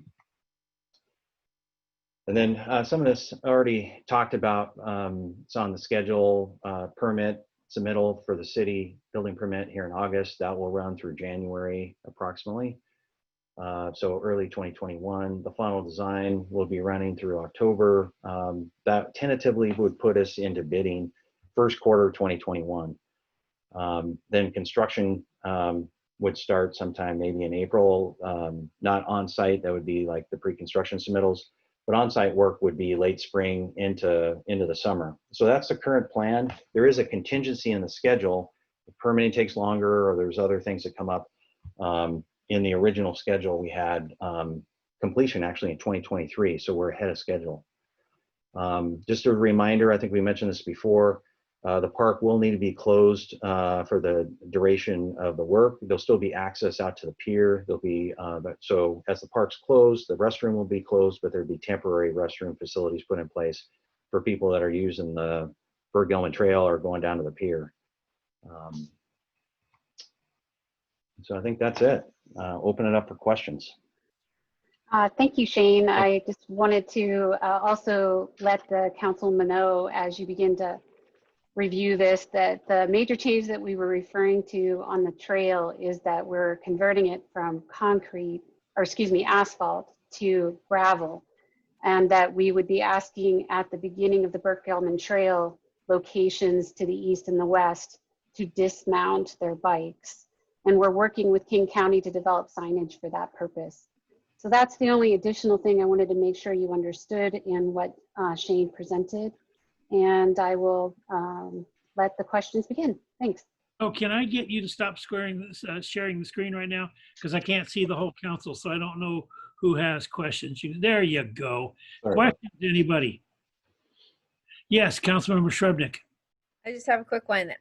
While you are talking to King County, would it be possible to open up the conversation of mitigating the aroma from their facility? And when we are under construction there, that might be an opportune time for them to address that. I was down there a couple days ago and it is as bad, if not worse than ever. Well, I'm certainly happy to ask them about that, but the processes are very different. We apply for a permit, doesn't really involve their property other than that they're giving us approval to do construction on their property. And I'm happy to engage with the staff there and let them know that you have some concerns around that. And I'm certainly happy to talk. I didn't realize that was an issue. I'm happy to talk with Executive Constantine also. So any other questions? Councilmember File, then Councilmember Curtis. Thank you, Mayor Baker. I have a couple questions. One in the design. I think there was a show of a walkway with a staircase in the second presentation. Thank you. It didn't look like there was a ramp. I don't know if it's in the log boom design. I'm trying to pull it up. I can't pull two things up on the same device, unfortunately. I think I can answer your question, though. So I think it's in the log zoom. Yeah, I can answer your question. Yeah? Yes, and Great. Shane might have to share his screen, but we can do that after we. Go ahead, just give it back. We'll answer the question and then we can go back to the slideshow so you can see it. Perfect. But the reality is there's an ADA access ramp that takes you down to the beach, and it's ADA accessible. And we do provide ADA accessibility in 2 locations where people take their boats into the water and also by the picnic shelter. And the trail that goes on the very west side is also ADA accessible. So the only thing that's not accessible is obviously the stairs. Councilman. And so I thank you, Mayor Baker. I'm not quite done. Thank you. So that's part of my question. So we have this walkway, viewway area with stairs that's meant for only people who are upright and mobile. And I think that's a shortcoming in our design. And it's an unfortunate shortcoming in our design that I hope that we could remedy. I don't know what that budget would look like. And the pathway change from asphalt to gravel. Is there anything that's stopping us from moving to that compact gravel mixture like we have to the side of City Hall, where you can actually wheel your way through? Thank you. Yes. Yes. To answer your questions, the path still is ADA accessible with using the crushed gravel. The gravel that we use is ADA accessible. Okay, so that answers that question. And that the distance between you and the beach is set because we have to meet underground utility requirements. The stormwater drainage design has to be at an elevation that will drain underground. And so that is what set the elevation that requires the stairs. So the ADA ramp that I mentioned before, the location at the beach access where you bring in your boat, and also on the west side are all ADA accessible and do not have stairs. So we're meeting requirements for ADA accessibility in multiple locations in the site. And unfortunately, we cannot get away from elevation that we have set because it impacts the infrastructure underground. Councilmember Curtis. I just wanted to clarify the gravel for the bicycles. That's not on the Burt Gilman Trail. It's just as it comes into our park. Correct. It's only once you're in our park that it transitions to gravel. The signage will be on the Burt Gilman Trail before people enter, letting them know that they should dismount, and they have that ability to come down to the point where you enter the park before it transitions to gravel. Okay, thank you. Any other questions? All right. And Shane, if you don't mind, Shane, going back to the slide of the image for the council member who had interest in knowing where the ADA accessibility points are.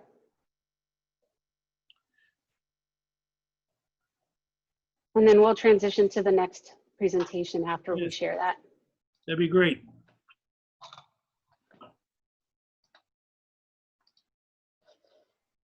Can you see that? Yes. So yeah, this is the, Maureen was mentioning the west side ADA access is this ramp right here. And then this is the hand carry boat launch ramp right here and with the building here. And then in the very west side, the viewpoint ADA is also ADA accessible to get to the viewpoint. So there's 3 locations that you'll be able to get to the water.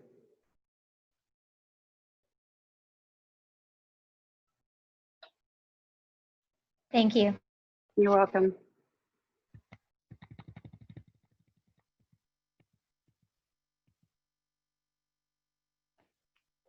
Want to move on to Squires? Yes, move on to Squires, please.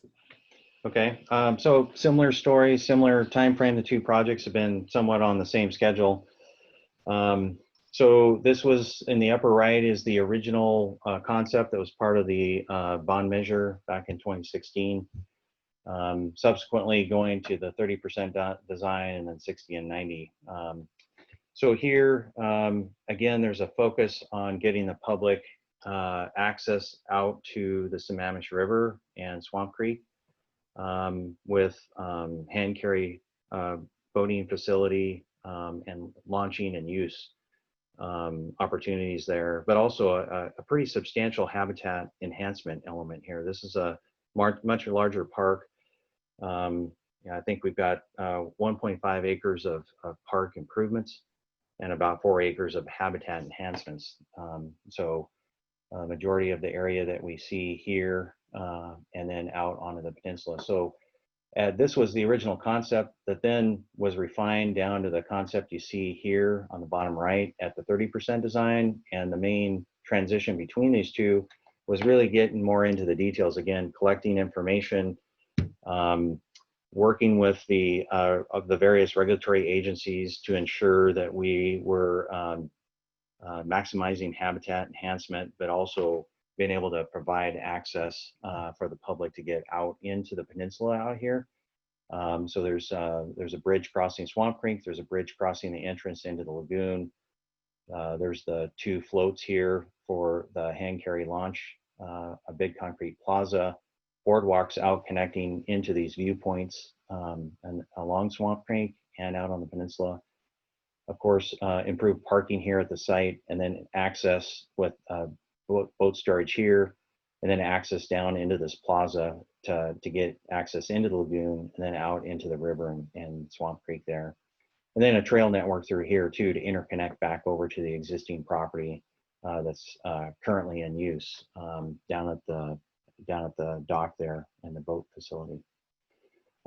So same thing with a focus on material selection up until the 60 and 90% design. We're at the finishing up the 90% design right now, and be working towards the city permit submittal. So again, there's a King County special use permit here too, and so this is a little more of a zoomed in view here. There's a sewer easement that cuts through the property. And so there's some requirements to ensure any structures with foundations and things like that are outside the limits of that. So we've worked very closely with King County staff to ensure that those facilities are designed in a way that meet their requirements. And so we're in the final phases of getting approvals on that. So again, the next step would be finalizing the design for bidding.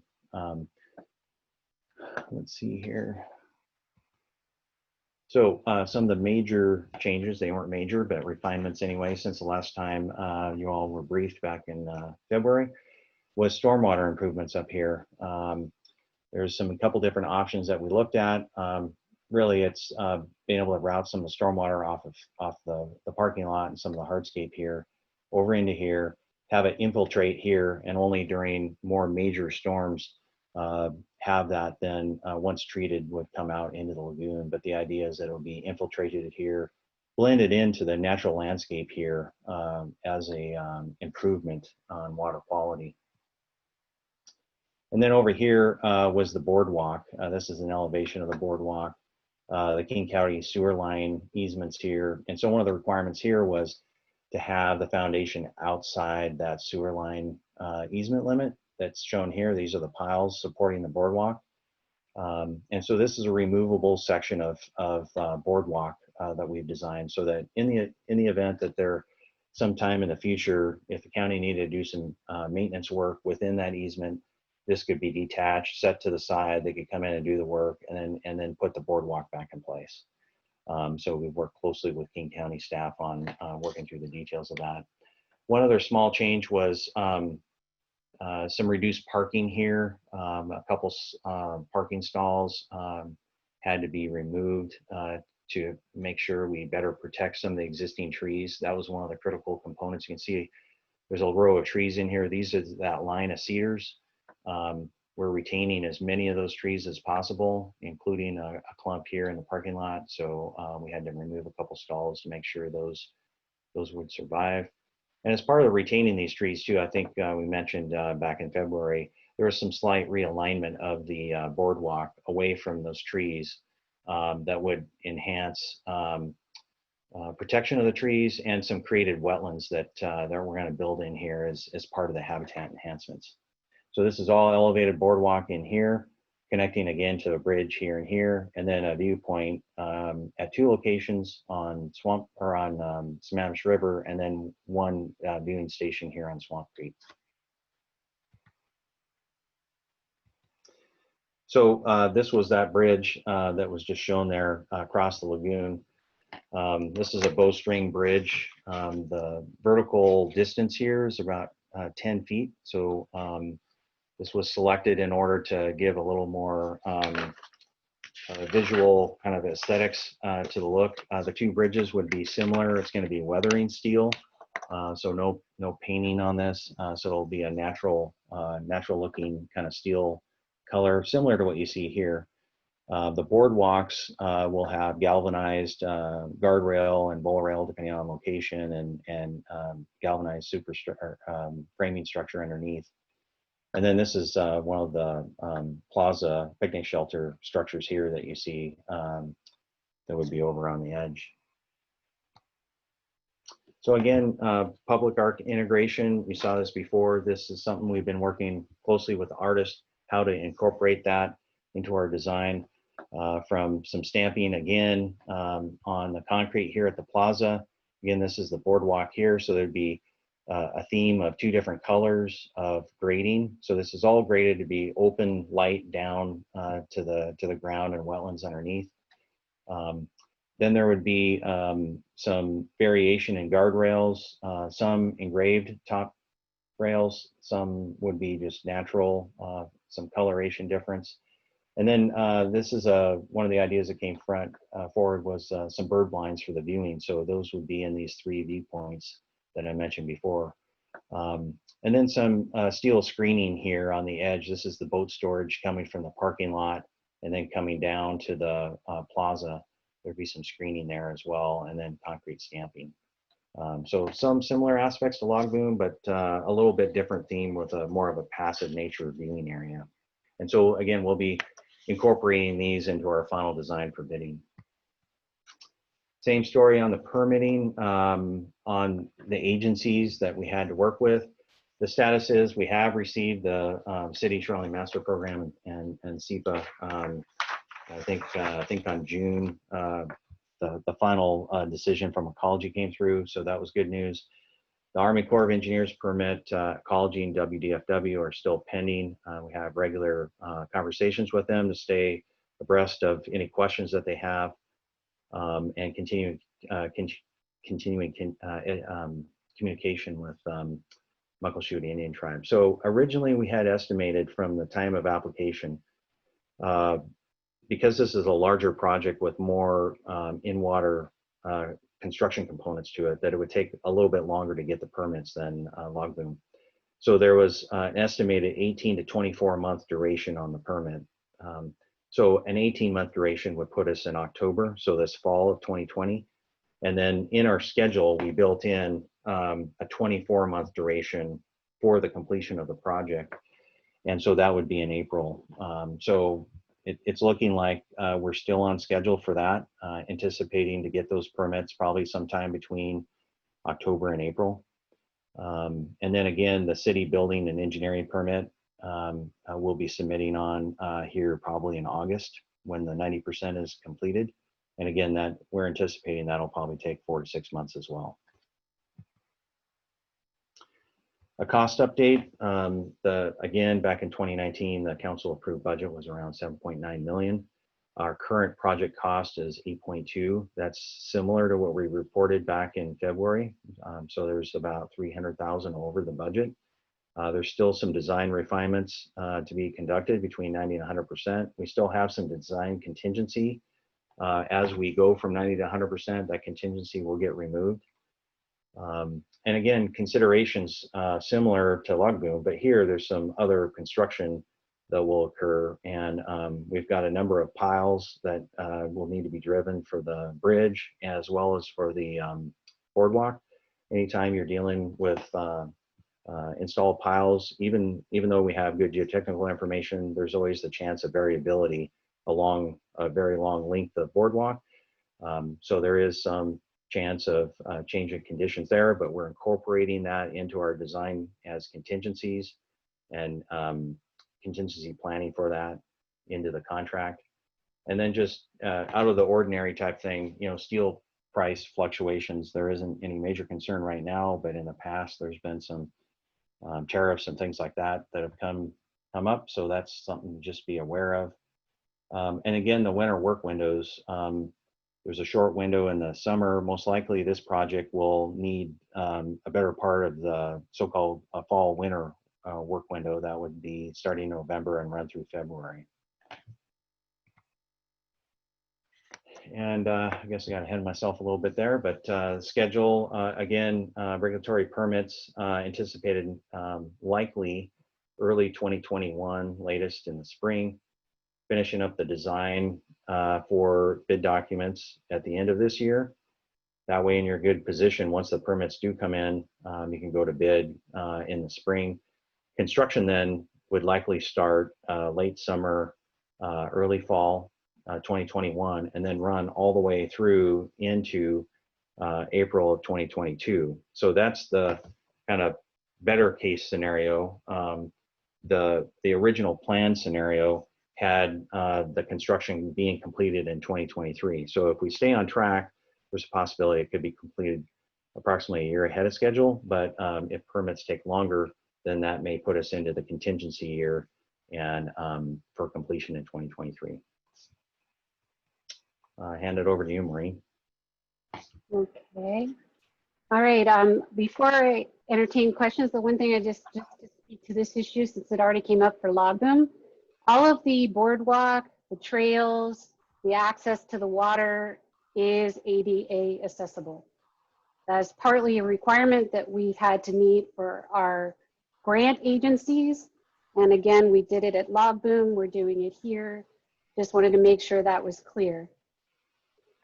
We can open for other questions.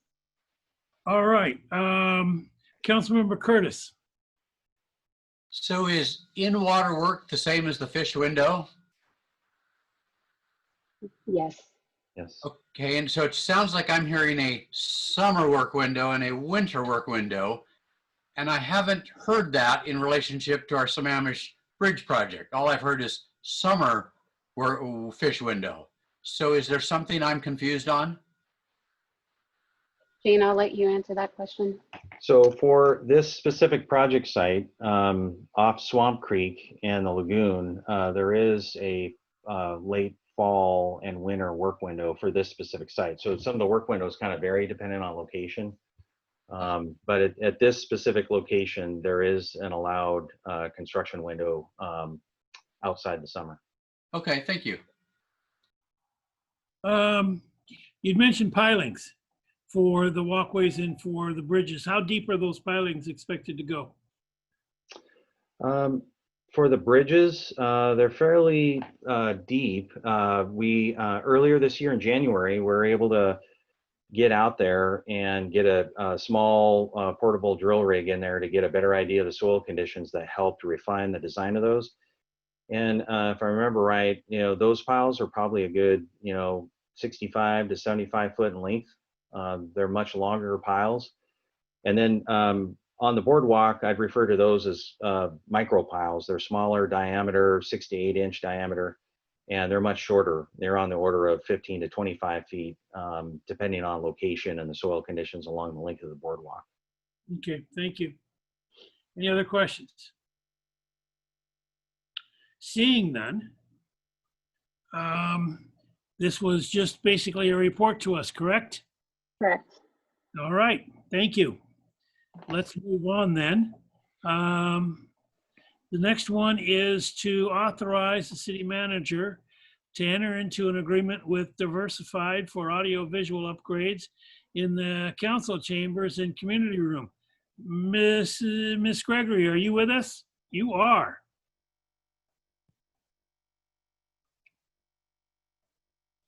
Somewhere.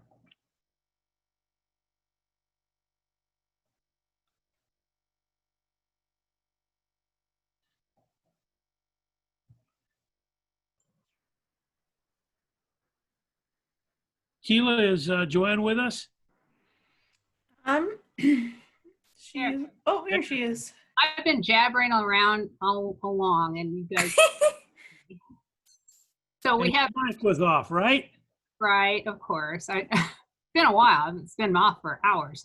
Is Dean Roberts with us as well? I saw him a minute ago. Okay. Oh, I see Pete. Yeah. Is it Raymond Roberts? Is that probably? Yeah, that's his first name. Ah, okay. Okay. I was looking for Dean. Okay. There are system and technology experts regarding this equipment, so I am happy to have them standing by.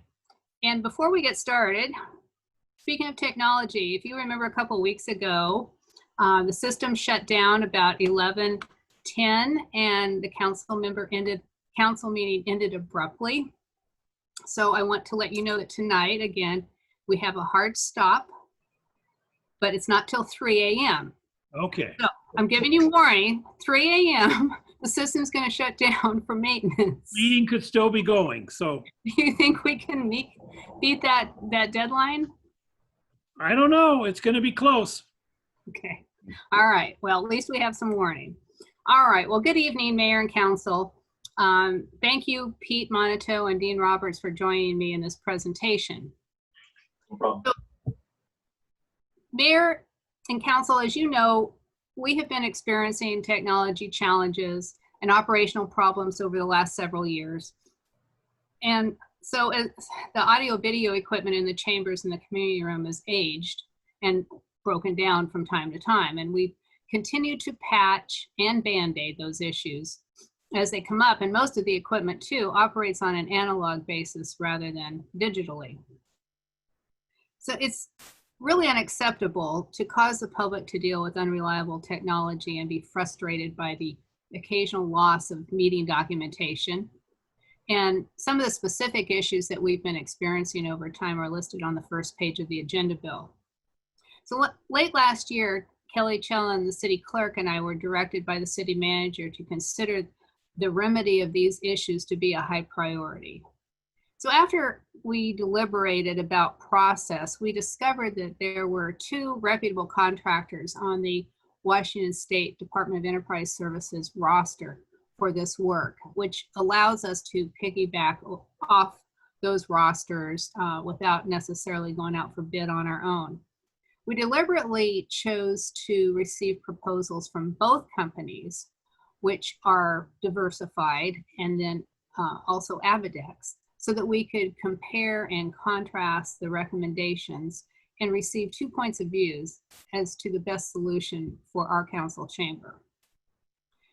After much back and forth deliberation with both contractors and careful analysis of the components and the many features that were available and offered, and attempting to avoid unnecessary bells and whistles, we chose to award the project to Diversified, who we felt provided a solution we felt most comfortable with and which met our specific needs. The primary features and scope of the project are summarized in the agenda bill and in the attached scope of work and proposal from Diversified. As you can see, the proposal is not inexpensive at $158,000. In fact, neither proposal was inexpensive, but price was not the only or most primary factor. This upgrade's not in the budget either, but it's certainly necessary based on the increasing and ongoing issues that we've been experiencing. So due to the desire to spread the cash outflow to minimize the budget impact and to avoid owning the equipment, which may be outdated in 4 or 5 years, as most technology is, we're suggesting or recommending that the city enter into a 4-year lease to finance the project. Unfortunately, tonight, I've not yet received a leasing pre-approved proposal with terms and costs, but in speaking with the leasing company, I expect the interest costs may be about 5%, which would result in a monthly payment to the city of about $3,900. At the end of the lease, we would not own the technology and we could negotiate an upgrade or replacement of outdated equipment and enter into a new lease. So we are also requesting that the city council authorize the city manager to execute an agreement with Diversified for the upgrades to the council chambers, and also to enter into a lease arrangement, assuming that we are able to receive reasonable terms and conditions. So with that, I thank you. And are there any questions?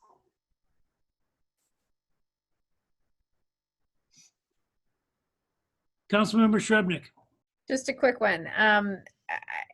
This seems like the cost of doing business, particularly now during COVID. Is there a way to get a part of this, and I think I might have asked this before, part of this covered by the funding that is specifically for COVID? I personally don't believe so, because we started this project prior to the pandemic. We had the need, we had the issues. We were instructed to go forth and do this even in 2019. I would have a hard time justifying the use of any of the federal funds for the use of this project. I wish we could, would make it certainly more attractive, but I've not yet come upon a reasonable argument for using those funds for this purpose. Yeah, I mean, none of the stuff we're doing, utilizing that equipment, we wouldn't be utilizing that equipment at all with Zoom. Deputy Mayor. So I brought this up when we talked about this last week on one-on-ones, but you know, I understand the want to spread out the costs, and I understand the arguments around the lease, but we're still talking about, you know, $8,000, $9,000 in interest payments over the term of the lease. If we were just to loan ourselves that money from strategic ops and pay that back to ourselves, you know, we could save a little bit of money, but also at the end, I understand that staff is saying that one of the upsides are that we won't own the equipment, but I would argue that one of the upsides could be that we would own the equipment and we could surplus some of that off and possibly make a few bucks more back. Now, I know that that's work for staff in 5 years. and I don't want to undersell that, but I do think it's worth considering. You know, if we're looking at, even if we're just looking at paying the 5% interest, this is a drop in the bucket in strategic ops. This is something we could cover ourselves and save the interest at a minimum. And I think it's worth considering. I totally get your point. Definitely a topic for discussion. Any other questions? Councilmember Marshall, were you just? No, okay. Any other questions? Yes, Councilmember File. Thank you, Mayor Baker. Yes, one of the questions I have is in relation to always about ADA. I'm always going to ask about questions about ADA. I really appreciate that there is an upgrade system for ADA hearing devices, or for those who are harder hearing. So I appreciate that in this design network. But one feature that I do not see existing in the plan proposed is a light call system, and it would be bringing us, forward to the present time of what councils and committees are able to access from the dais, which is a call system that has a light and a number. And I understand they're very standard. They aren't very expensive at all. And in fact, they're frequently used throughout medical and dental offices as well.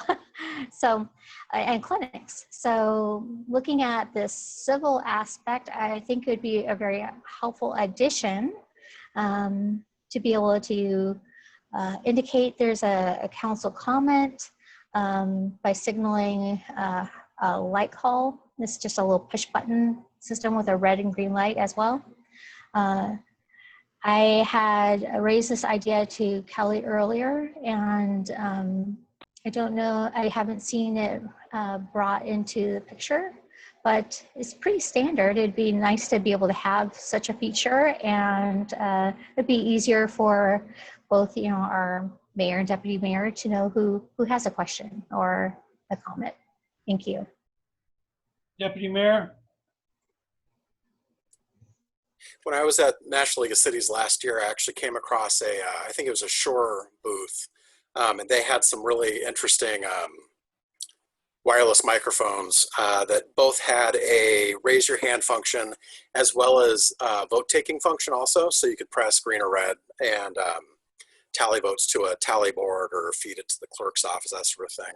It's interesting stuff, and it would make it easier for whoever's running the meetings rather than having to constantly kind of be on a swivel while you're trying to follow the discussions to make sure you're catching everybody's eye. But that would be a nice have if it's a possibility. It is a possibility. It's an option that is priced as an option. We haven't included it. Pete, can you speak to that, or Dean? Yeah, I think Dean has a little bit more of the technical background on it. Just to be clear for both Dean and I, you're talking about a voting system that would give the mayor or whoever's running the meeting the option of being able to see who's voting rather than just an actual count of votes. No, not to see who's voting, who's waiting in line for questions. The voting also would be helpful, but more or less when somebody's got a question, it signals who's got the question and where they are in the queue. Councilmember File. Thank you, Mayor Baker, for recognizing me. Actually, the systems I've seen have either two components, either the raise your hand feature connected with a mic, or a separate system that's just a little light bar system, numbers with a red or green light for voting as well. So either way, I think it's something to consider that could make the running of a meeting even more an ease of function, and definitely a convenience that's timely. Thank you. Dean, does that option, the mic option, cover that as far as? Yeah, the optional microphone voting system would replace your current Dias mics. And it's a wireless system, and there's a small touch screen on it to allow voting and to raise your hand for questions. And it allows a chairperson to select who gets to speak. Okay. And it's an option, it's not included. And I think the option that we considered when we were looking at the proposal, that was a lighted system to indicate who needed to speak. Wasn't that about $18,000? It's included as an option at the end of the proposal. That is correct, yes. Okay. So we didn't include it because we didn't see the cost benefit, but we're not the city council, so I probably have a different point of view. 18,000 given the state, that's pretty significant. Any other questions? Councilmember O'Kane. If we were, so would it be possible to add that option later if it were something we wanted? Absolutely, yeah. It's not all or nothing. That's a good point. You're not pinned into a corner. You could add that virtually anytime you like. Yeah, it would replace your current Dias mics. So you could certainly use the Dias mics that you have currently and replace them at another time. Thank you. I thought part of the replacement here was going with the new mics, the wireless mics. There is a new wireless mic system, but it's not for the Dias mics. The Dias mics will remain wired. Okay.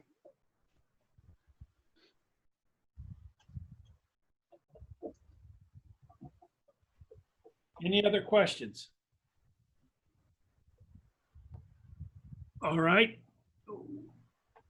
You need a motion then to allow the city manager, authorize the city manager to enter into the agreement with their diversified audio and visual upgrades for the council chambers and community room. Is there a motion? I so move.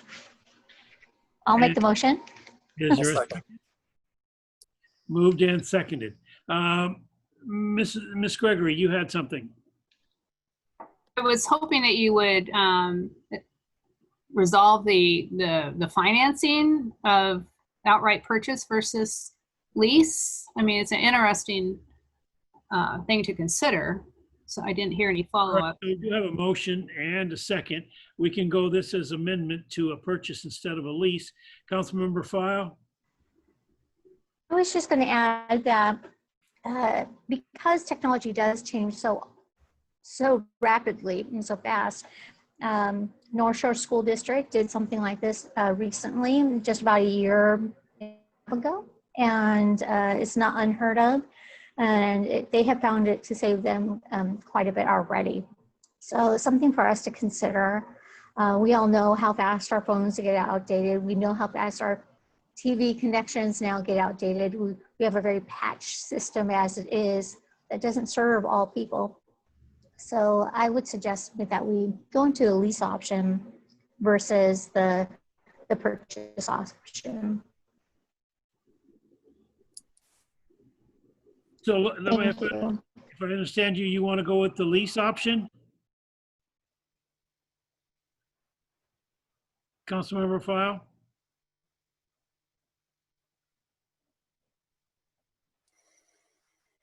Yes.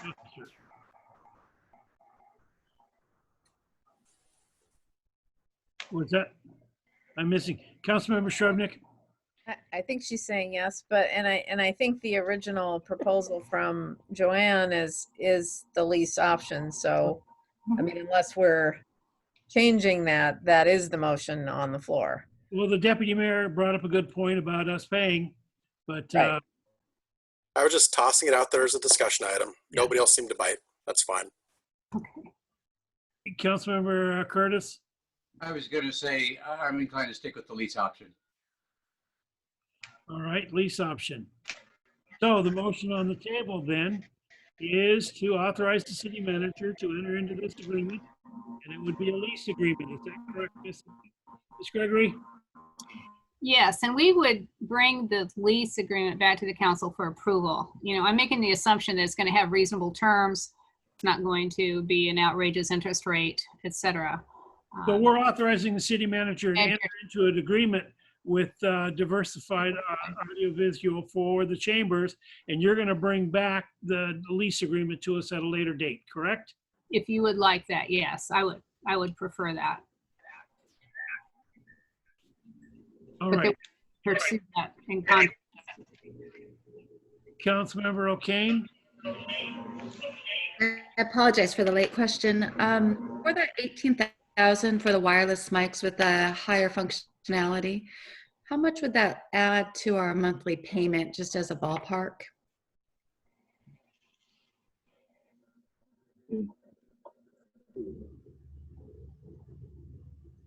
I don't have any lights on. I can't compute it.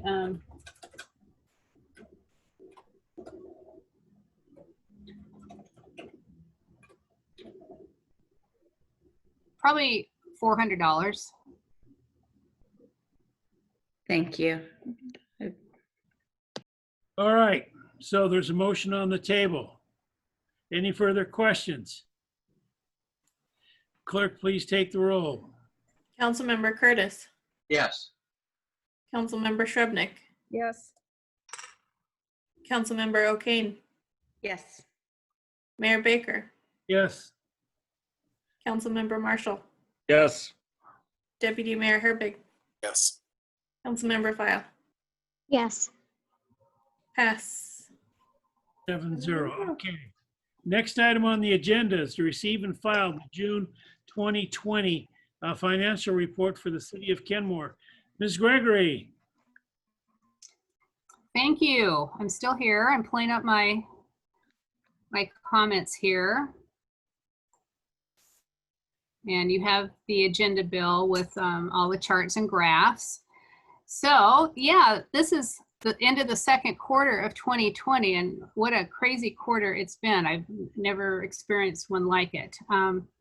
So with 75% of the biennium behind us, tonight I'm going to give you an update on where we stand financially as of this June 2020. So for the general fund, as noted in the report, we have biennium to date revenues that exceed expenditures by $988,000. What this doesn't reveal, and the whole story, is that the King County Sheriff's invoice for the first 6 months of 2020 in the amount of about $1.6 million had not yet been paid, and that won't be paid or noted until the July financial report. And for newer council members, that may seem odd, but this happens every year when we update the contract with the Sheriff's Department. It takes them 5 months to actually get their invoices prepared and out to all the cities. So for the first 5 or 6 months, it looks like our police expenditures are really low until we catch up with that invoice in June or July. And don't forget too that earlier this year, the city transferred $2 million from the general fund to the Street and Strategic Opportunities Fund. So with that, the revenue picture is still looking pretty good. Now, as of June, we had then now experienced 3 full months of the stay home, stay healthy order by the governor. So some of the impacts on the general fund revenues are as follows. Property taxes are slightly ahead of our revenue projections this year. And the 1 month deferral that was allowed by the state did not affect our revenue or our cash flow conditions. And as of now, our 2020 collections are 3% higher than they were at the same time last year. Looking at the retail sales tax year-to-date number, it's $93,000 less than this time last year. However, the receipts are actually ahead of our budget estimates, which were conservative for the biennium. And so we actually received about 81% of the budget that we established. We've actually been able to identify that about 22 to 23% of our sales tax revenue right now is being generated from online sales, which is definitely offset reductions in other areas brought on by the pandemic. We've also had a couple of substantial development projects, such as the Lodge at St. Edward, which is contributing to construction sales tax revenue. And just today, we received the sales tax report for activity in May, and the revenues for May for that month are 22% higher than they were the prior month. Looking at development revenues, which include building permits, plan review, land use actions, etc., those are down 2% from the same period in 2019, which is really not very much to speak of. And it's tracking, those revenues are tracking very well with our budget projections, because we were, again, conservative with those. Utility taxes are the really disappointing part of this story, and every year they seem to become more and more disappointing, with only gas utility tax receipts exceeding the level from 2019. So these revenues in total are about 66% of budget projections, which is about $200,000 down. I don't really feel these are negatively impacted by the pandemic. I don't think that's the reason for this decline. It's really hard to try to understand what's going on with electric, which can be a seasonal impact, and telephone and cell phone have been going down steadily over the last several years. Looking at the cable and water sewer franchise fees, they're tracking very well compared to the budget and have not appeared to be impacted. Can I interrupt you for a second? I think the Deputy Mayor has a question. Oh, okay. Just a quick statement. I'm actually surprised that electric utility taxes are down, because I know that with me working from home and everything the last few months, my electricity usage has been up. My bills have been much higher than usual. So I can't be the only person in that same situation. Well, no, you're not, because I've noticed it too. Yeah. Definitely noticed it. So that might we might need to dive into that a little bit more as we, move throughout the year, because you're right, that doesn't really make sense. So I'm experiencing the same thing, but just looking at year over year, it's definitely lower. Okay.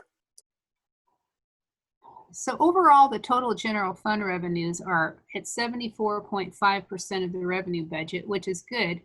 But the expenditure situation is a little more troubling. So in the first 6 months of the police services contract that will be paid through June, total expenditures would be about $700,000 more than our year-to-date revenues, or our biennium to date revenues at this point in time.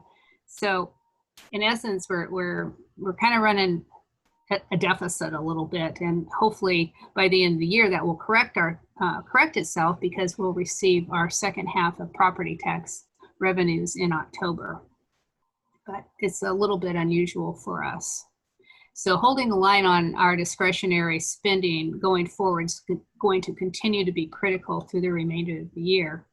And as you know, we have really reduced our budgets in the general and street funds by over $1 million, and we need to hold fast to that. Looking outside the general fund to some of the other funds, gas tax has definitely been affected by the pandemic. The revenue in gas tax dropped sharply in April, but then it rose a little bit in May, but not back to the expected levels that we've experienced before. But at this time, gas tax revenues year to date are only about 9% lower than last year at this time, which is about $21,000. So it's not a drastic situation. And I'm experiencing more and more traffic on the roads. So I don't feel like that's going to take another dip unless the pandemic, something unexpected happens with the pandemic and people remain at home more than they are now. Impact fee revenues have also fallen off this year, and since they're tied to development, I'm not certain the pandemic has affected them as much as just lower residential development. Park impact fees are only at 30% of the biennial budget, which is quite low, and we expected that they would be low, and we dampened down our projections late last year, and so for park impact fees, they're pretty close to what our lowered projections were. But transportation impact fees are also only about 32% of our budget, and our lowered projections were not that low. They didn't anticipate this much of a drop. So since they are critical for that bridge project, we'll have to really look at these closely when we update our capital improvement plan in September. Real estate excise taxes are the brightest spot, and 2020 receipts are higher than at the same time last year and already at 90% of the budget. So that's good. You'll probably hear in the financial indicators report by Lori Anderson that home sales and housing inventory is tight and things are continuing to move into sale. So that wraps it up for the revenues and the comment on the expenditures. Right now we have citywide cash and investments still totaling $27.5 million, but our earnings rates have fallen now to levels that we experienced with the last recession, 1 to 2% for long-term investments and less than 0.5% for our liquid investments. So with that, I'll conclude my presentation and see if you have any questions. Any questions?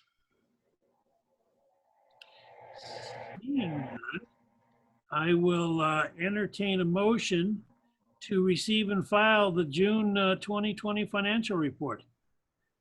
Is there a motion? So move. And I'll second. Seconded. All right.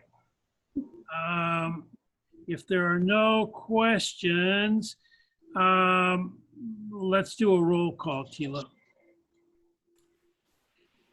All right. Deputy Mayor Herbig. Yes. Councilmember Shrubnik. Yes. Councilmember File. Yes. Mayor Baker. Yes. Councilmember O'Kane. Yes. Councilmember Marshall. Yes. Councilmember Curtis. Yes. All right, unanimous to receive and file the financial report. Next item on the agenda is to review the July 15th, 2020 Economic Indicators Report. Mrs. Bent and our Community Development Director and Mrs. Anderson, our Principal Planner. Thank you very much, Mayor. So we got both still, good. Yeah, we're still going to. So we've been preparing an economic indicators report to look at the potential impacts of the pandemic as sort of a tool to look forward to see how that could impact, revenues and expenditures.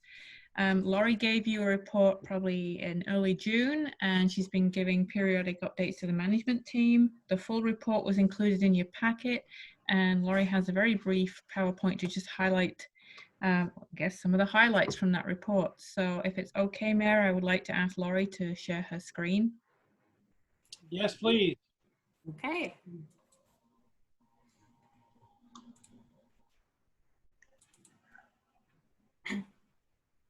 Thanks.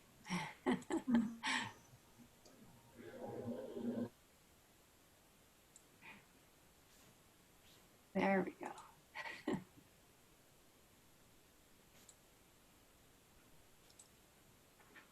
Okay, can you see that? You bet. Okay, my little mute bar was right over where I needed to start my slideshow, so I apologize. Anyway, I'm going to be very brief. I just want to give you a little bit of an update. There are a few new pieces of information here, but it won't take long. And then if you have questions, we can talk about that. So this is a slide that you previously saw when I first brought this to you in June. And again, Debbie mentioned the purpose. It's to present a picture of the economy We're doing it every first and third Wednesday of the month for the management team, and the sources really vary depending on the topic. And as always, the information changes hourly, daily, weekly. So there are different time periods for many of these indicators. So between the June 3rd and July 15 reports, the three things I wanted to pull out were the unemployment rate, consumer confidence, and the sales tax picture. Joanne just talked about that. But the unemployment rate was highest in April and has continued to drop both in King County and nationally and in the state. You can see if you compare April, May, and June that the numbers have been falling. And I'm going to talk a little bit about that at the end of the presentation. Consumer confidence is rebounding. It was down 26.9 points in April, but jumped up 12.2 points in May. But concerns remain as the cases have increased and the questions about reopening remain. Retail and food services rebounded to only a negative 3.4% year-over-year decrease in June from a very large minus 19.9% drop year-over-year in April. And the sales tax picture has improved. Joanne went over some of the other revenues. REIT and the liquor tax are up year over year. Gas tax receipts continue to be down and year to date are 9% lower than in 2019. She mentioned development services revenues year over year for year to date down only 2%, down 6% through July 15th year to date. That's an updated number from development services. And then Joanne went over the park and transportation impact fees. A bright spot here is home prices. Maybe it's not a bright spot. Home prices and sales are up, but look at this inventory, down 41.5% year over year in June. So prices certainly are increasing to reflect that. And Sound Transit is continuing to suffer, as is Metro. And Sound Transit is now, I'm sure you're following, considering some realignment of future projects. Not realignment in terms of location, but realignment in terms of time implementation. So I asked Nancy Owsley in the city manager's office for some anecdotal information about local businesses. We took some information from the state of the city last time, and these are her reports. So a number of local businesses secured Paycheck Protection Program, they're called PPP loans, contrasted with investments in PPE, which is personal protective equipment. Investments in that equipment and patient-client limitations are reducing revenues from several local businesses. The guest house recently received a permit to use some of their parking area for customer seating, and the seaplane has a special event permit to use some of the town square. So taking advantage of the outdoor opportunities to reopen restaurants. And she's noted that although outdoor recreation continues and sporting goods are selling well, bowling at Kenmore Lanes is still not allowed. So concerns for the future, the biggest concern, of course, is the coronavirus surge. And this is why the number I wanted to mention related to unemployment. So for the first time in 4 months, the national first-time claims for unemployment increased the week of July 13th. So that's kind of an alarming number. And of course, will be influenced by what happens at the national level over the next week and whether there's a CARES Act 2 program in play. Question of recovery timing, still this question of whether it's 6 months or 2 years. I think the V-shaped recovery is probably not as popular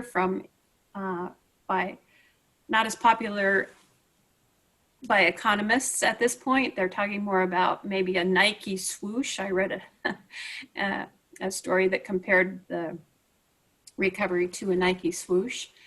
Concerns about revenues continue. The question of remote work on local business recovery is an interesting one. In the news today, Google reported that they were not having people come back to their locales until next summer, a year from now.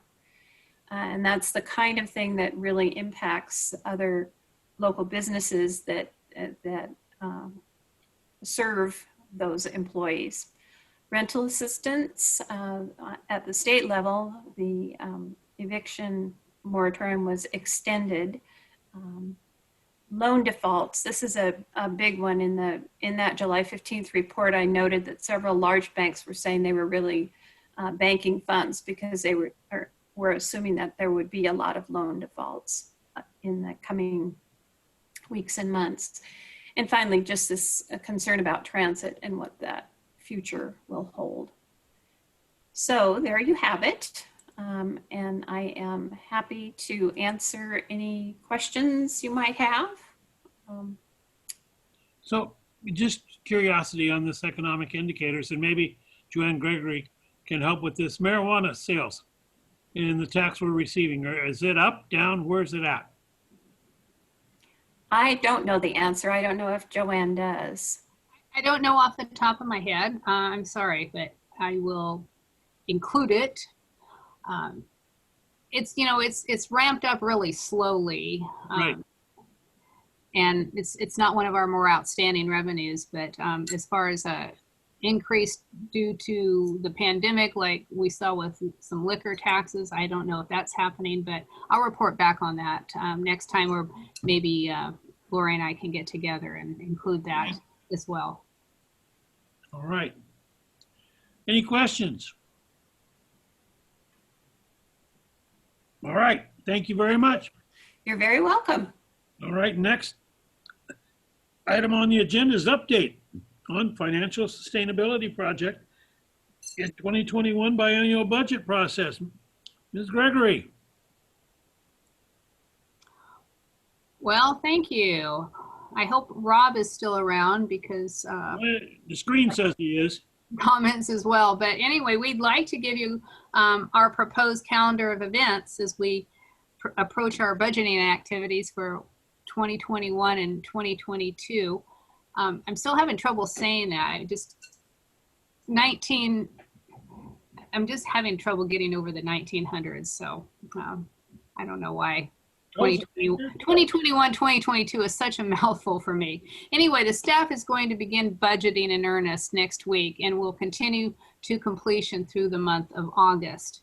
The financial sustainability project is going to run in parallel with that effort, with their next upcoming meeting on August 11th. We haven't had a meeting since April, but we're reconvening and gearing up to have a meeting on the 11th, followed by a subsequent meeting on August 24th, and if needed, meeting the next night again on August 25th. So by the time of the council's budget retreat on September 10th, we anticipate that the Financial Sustainability Task Force will have formulated recommendations for council consideration. Also during August and September, we plan to introduce and promote a public engagement online tool called Balancing Act, which we hope will excite and elicit input from the community. And after the, excuse me, City Council budget retreat in September, we plan to follow our traditional schedule of presentations by departments to the City Council through October, and hold the budget and tax levy public hearings in October and November, which would set us on our budget adoption goal for November 23rd, the Monday before Thanksgiving, which we'd like to meet if at all possible. We have to set the tax levy by the end of November anyway, so it's really nice to have the levy set and the budget adopted before Thanksgiving. So I've attached a budget calendar to the agenda bill for your information, and I'd ask the city manager if he'd like to add anything to my comments.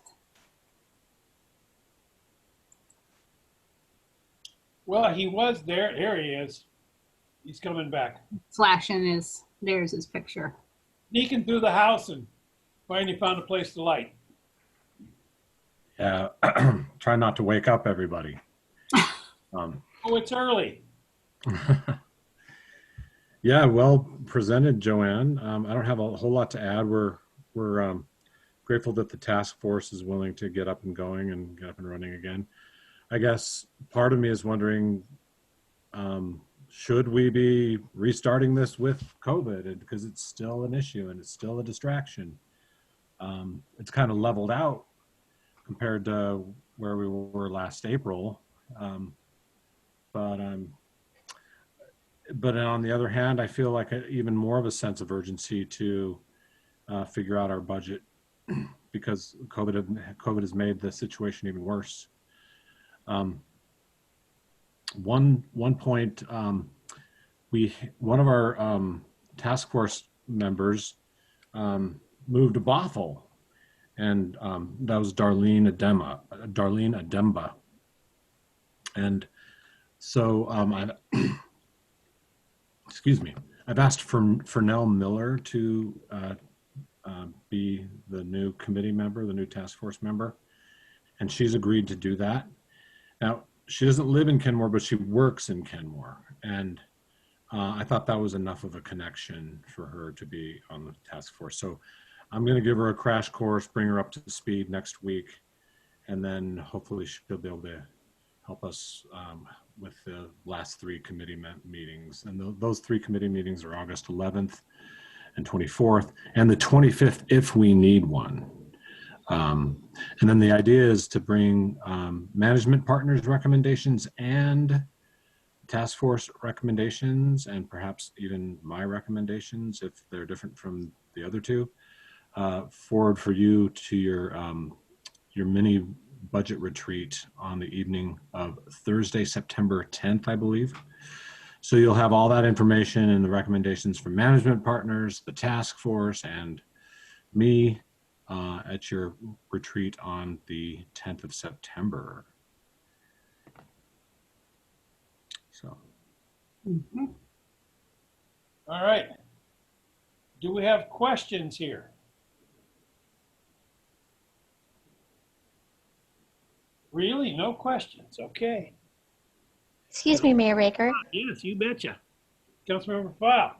Thank you, Mayor Baker. Excuse me, Rob. I have some concerns about how we are going to prepare for doing a good work on our environmental and climate initiative. And should we adopt diversity and equity policy, how that would line up and work well. And frankly, I think a great way to go about this would be to adopt a water bottle tax to fund that line of work that needs to be done. Right now, we do not have a funding line nor a bucket to do that work. And it's great work, but we have to be committed to it. And so I would like to propose a water bottle tax, like 4 cents per bottle.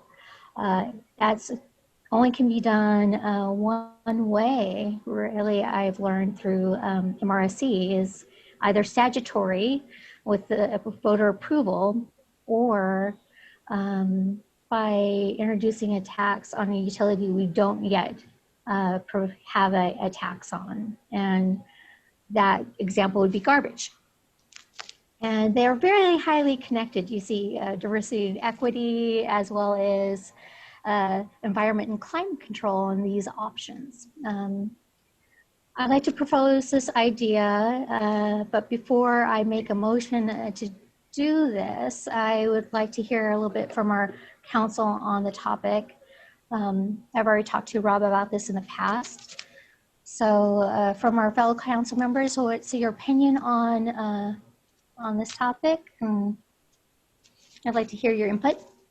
Councilmember O'Kane, and then Councilmember Marshall, then Councilmember Curtis.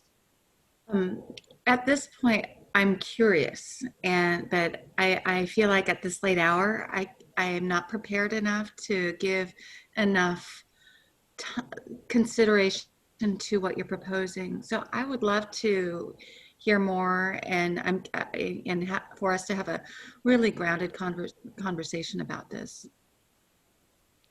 Councilman good. Marshall. I wouldn't be opposed to hearing more about it, but obviously before including it or before considering any tax or something of this moment, I'd like to have lots of public input. Councilman Curtis. So my thought is we've got the sustainable group doing their work, and we've got budget coming up. So instead of doing a single line item unrelated to anything else, I think we should use it as one of our considerations when we discuss the whole budget issue. Deputy Mayor. Oh. Yeah, I want to reiterate what everybody else is saying. I'm not opposed to the idea, but I think it needs to be part of a larger budget discussion and not kind of done on its own. But I think it's something that the work group should be looking at, and it's something that we should possibly take up once we're looking at the larger bullets of work for budget. City Manager. Yeah, as part of that process, we're going to be looking at kind of a long list of potential revenue sources. I could add that to the list and provide some analysis on it. Would that be okay? That sounds great. Okay. All right, anybody else? All right, usually we do a budget retreat in June. Is it because of the COVID we're pushing it all the way to September? Because we get the budget presented to us in October, first part of October. So it doesn't seem like there's much opportunity for us to shape anything. I know. Yes, it is because of the virus. The plan was for the task force to wrap up at the end of April, and then for us to bring forth recommendations for you to consider at your budget retreat in June. But that all got thrown out the window with the pandemic. And so now that things have kind of quote unquote leveled off a little bit, and given the need for us to get answers to our budget questions, we're just shifting all this a few months. And the task force is going to be meeting on a compressed schedule. And then also our budget preparation itself will be on a compressed schedule. Normally we're in the process of preparing the budget now. We're just about to kick it off here in a week or so. So yeah, everything's been delayed and compressed. Yeah, I mean, this is a little unusual because usually we give you direction on the budget in June. And so you're already going to be well into preparation before we have our retreat. There's going to be a little opportunity for us to give any kind of direction. So. Oh, no, we definitely want you to give us direction. A lot of the work we're going to be doing is preliminary budget prep work that we would do no matter what. So never fear, we're definitely looking forward to the direction you give us at the retreat. No, I'm not fearful of anything. I'm just worried about your time because we're going to do this retreat in the middle of September, yet the budget by state law is due to it in the 1st of October. So it doesn't give much opportunity except a lot of late hours. We can do it. I'm looking at the plan. Yay. She's got a big smile on her face, so that turned to a frown pretty quick. All right, any other questions? No other questions? All right. So, City Manager, staff report, what do you got? Two things. One, King County is going to, and maybe they already have announced this, Council Member Srebnick may be able to shed more light on this, but King County is going to be telling its employees, that the office employees, that they need to work from home through the end of this year. And they're going to put out some sort of an announcement that SCA, Sound Cities Association, notified us about. And they want to know if there's other cities that want to be on this list of government agencies that are telling their employees to stay at home through the end of the year. I think it makes sense, given that the fact that only a small fraction of our population has been exposed to the virus. There's no vaccine in sight, at least not in this year. And given that the virus is such a nasty bug, it not only has a relatively high mortality rate, but what it does to people who survive it is also problematic. I know a couple people that got it in March, somebody in their 30s and somebody in their 60s. And several months later, they still don't have their sense of smell and taste back, and they still feel cruddy. So this bug is a bugger. And so I am likely to sign on to that and say that our office employees need to work from home through the end of this year. Now, if we go into phase 3, could we open up the reception office for limited hours? Sure. I'm not saying that City Hall is just shut down and not open to the public for the rest of the year. But what I am saying is that I'm going to be telling most of my office employees to work from home through the end of the year. All right. Okay. One more thing. And that is a week from tonight, August 3rd, you have a special council meeting. Now, normally we don't have council meetings in August, but we need to have a special one because of an issue that's come up with the bridge. The pandemic has delayed the manufacture of some critical parts for the bridge, which is going to delay the project and add money and time. And we have a couple of options that we want you and the public to consider on August 3rd. These are not going to be easy, fun options to choose from. But we're going to be asking for your guidance anyway. We're also going to be putting out a mailer. It's probably going to go out Thursday. It's probably going to hit mailboxes Thursday or Friday, but it's going to be telling the public about this meeting and kind of a high level overview of the two choices. And so the reason we're doing this extra effort with the public is because this change is probably going to be, it may result in something quite a bit different than what we told them as far as traffic impacts. And so it's only fair to do a mailer out to the city to make sure that they know about this meeting on Monday. And it's at 7 o'clock. So that's all I have. That's all you have. All right. Council comments, reports, initiatives. Let's start with Council Member O'Kane. Just a couple of thank yous. One to our community member, Derek Wyckoff, for bringing the official color of Kenmore to our attention, and staff for making that happen so quickly. Just a general compliment to staff for all of the presentations today. I just was scrolling through our agenda, and I'm going to be short and not name everybody. It's been an action-packed, full meeting. Thank you for your outstanding work and how you're serving our community. And really importantly, I really want to thank our community members for public comment today.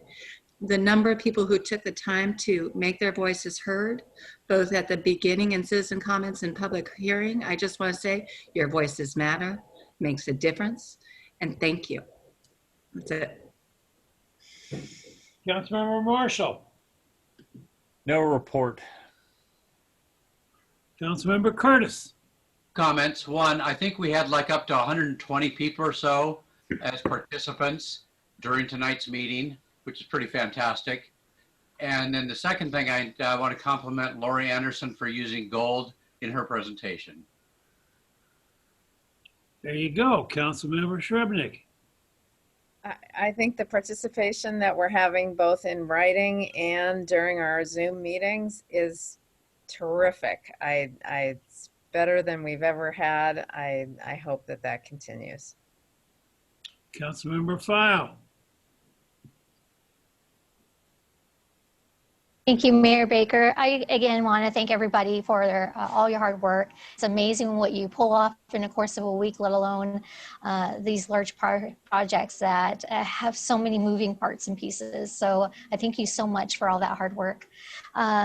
We celebrate a proclamation today on the voters' rights on equity, really, around the 19th Amendment and women's rights to vote. And most importantly, in August, you know, we also celebrate the Voters' Rights Act, a really important piece of our fabric of our society, where all people have the right to vote.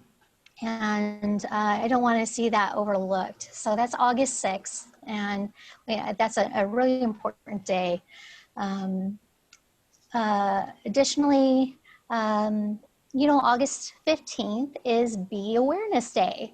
So we celebrate our honeybees and all those important hardworking pollinators to our community who work really hard to further our environment. We have some wonderful community members, the admin family, who are very big bee components. And I would like to ask that we recognize August 15th as Bee Awareness Day and celebrate our honeybees and all the important work they do. Also, that builds on the awareness of pesticide use in our gardens and what kind of drought-resistant gardens are just so great for our honeybees. And lastly, you know, a couple weeks back, after citizen comments, our mayor did unfortunately make some disappointing comments to our community on their input. As elected officials, we are elected to serve you, and council comments are a time to take your feedback and listen respectfully. And while our mayor has apologized for his words he spoke, but believes in what he said, I think that was a disservice to our community yet again. And I'm disheartened. I've decided that I wish I had spoken up then. And like today, I will continue to speak up. I won't hold back. But amongst the best of us is supposed to lead us. And we have not been properly led a couple meetings ago and yet again today. I'd like to see that change. So thank you. Deputy Mayor. Nothing to add that hasn't already been said. So Sound Transit is going through some tough times now. There's a realignment project that we're working on. We're going to get the full scope of it in August. There's going to be a lot of shifting and rearranging of projects and completion times. I think 522 should be relatively safe because in the grand scheme of things, it's a low cost project, but it's also one of Sound Transit 3 that's an early win. So I'm excited about that one. 405 will probably go along with it because there is some advantages to complete that with due process, close to schedule as possible. I'm sure that the East Link through Redmond is going to move on because it is getting so close to partially being completed. I was in Bellevue at 4 o'clock in the morning, I believe it was on Friday, to watch the delivery of the first locomotive, the first engine, to the new maintenance base in Bellevue. So I got to see that being delivered on a flatbed truck, and they're in there testing all the switching mechanism and the tracks and everything with a live train on it now, getting ready for the opening of the maintenance base. I was very fortunate in being able to watch the last span being put in place across 405 with the pedestrian bridge there by the Microsoft campus. And that was pretty interesting to see a big truck bringing this whole bridge in and then watching a crane lift it into place at 3 o'clock in the morning. It's been a pretty interesting time. So I'm looking forward to working through this realignment process. It's something that we really don't have a complete picture of yet because of the finances. we know that some revenues are down, but as we've seen in our report from Ms. Gregory, other revenues are up. So it's kind of up in the air for right now. So we're going to have to take it as it goes. And I think there's a number on the board that are wanting to delay a decision until next year, until we get a much better picture on finances. So that's really all I have. So if there's no further business to come before us, yes, Councilmember File. Thank you, Mayor Baker. So I have a motion. I'd like to that we recognize Bee Awareness Day on August 15th, and I'm hoping that there'll be a second to my motion. Yeah, Melanie O'Kane, Councilmember O'Kane has just seconded it, and that's fine. It's been moved and seconded. So the motion then is to bring a proclamation back recognizing Voters Day and Bee Awareness Day, honeybees, like, Day. you know. Yeah, both of those, or just the Bee Awareness Day? I'd be happy to do both, but the first motion was Bee Awareness Day. Bee Awareness, okay, Bee Awareness. So we will do that at our next opportunity. If there are no objections, Councilmember Curtis. Is there one like already written up that we could just like copy and paste? Because I'm not really interested in our staff getting into writing all these proclamations. Staff usually looks at the organization and grabs the proclamation from the organization's site. And so there's no sense reinventing the wheel here. So if Councilmember O'Kane. I didn't mean to interrupt. I thought that was done, but what I was going to, do you mention Voting Rights Act Day as well? Was that, or us officially recognizing that? That's what I thought. Absolutely. August 6th. Yes. August 6th is a Voters' Rights Act Day that's officially recognized. We should be able to get a proclamation that recognizes both at the same time. Great. So, if there's nothing more to come before us. Do we need to vote on that? Yes. I was looking for objections and hadn't seen any. And that's for Bee Awareness and Voter Rights Day? Yeah, it's the same day, August 6th. We do it all in one. So you want to... We should either vote or do a thumbs up or something. No, let's go for a vote. Okay, Mayor Baker. Yes. Councilmember O'Kane. Yes. Councilmember File. Yes. Councilmember Marshall. Yes. Deputy Mayor Herbig. Yes. Councilmember Curtis. Yes. Councilmember Shrevenick. Yes. Unanimous. All right. Is there anything else to come before us? We've set a new record for this council. It's now 11:36. Deputy Mayor, you had something? I just want to do my best Brent Smith impersonation really quickly and point out that the Bee Awareness Day is actually a really bad proclamation. BAD. Never mind. Okay. Councilmember O'Kane, you had something? Yeah. You had something, Councilmember O'Kane? No, I was just saying it was good to laugh. Okay. Thank you. Anybody have anything else? Okay. So thank you all. Is that a wave goodbye, Councilmember O'Kane, or you have some? Yes, that's a goodbye. Okay. I should have waited. Couldn't wait. People want to talk. All right, we've made it to 11:37 is, I guess, the best we're going to do. All right, we are adjourned. Thank you, guys. Night. Thank you. Good night.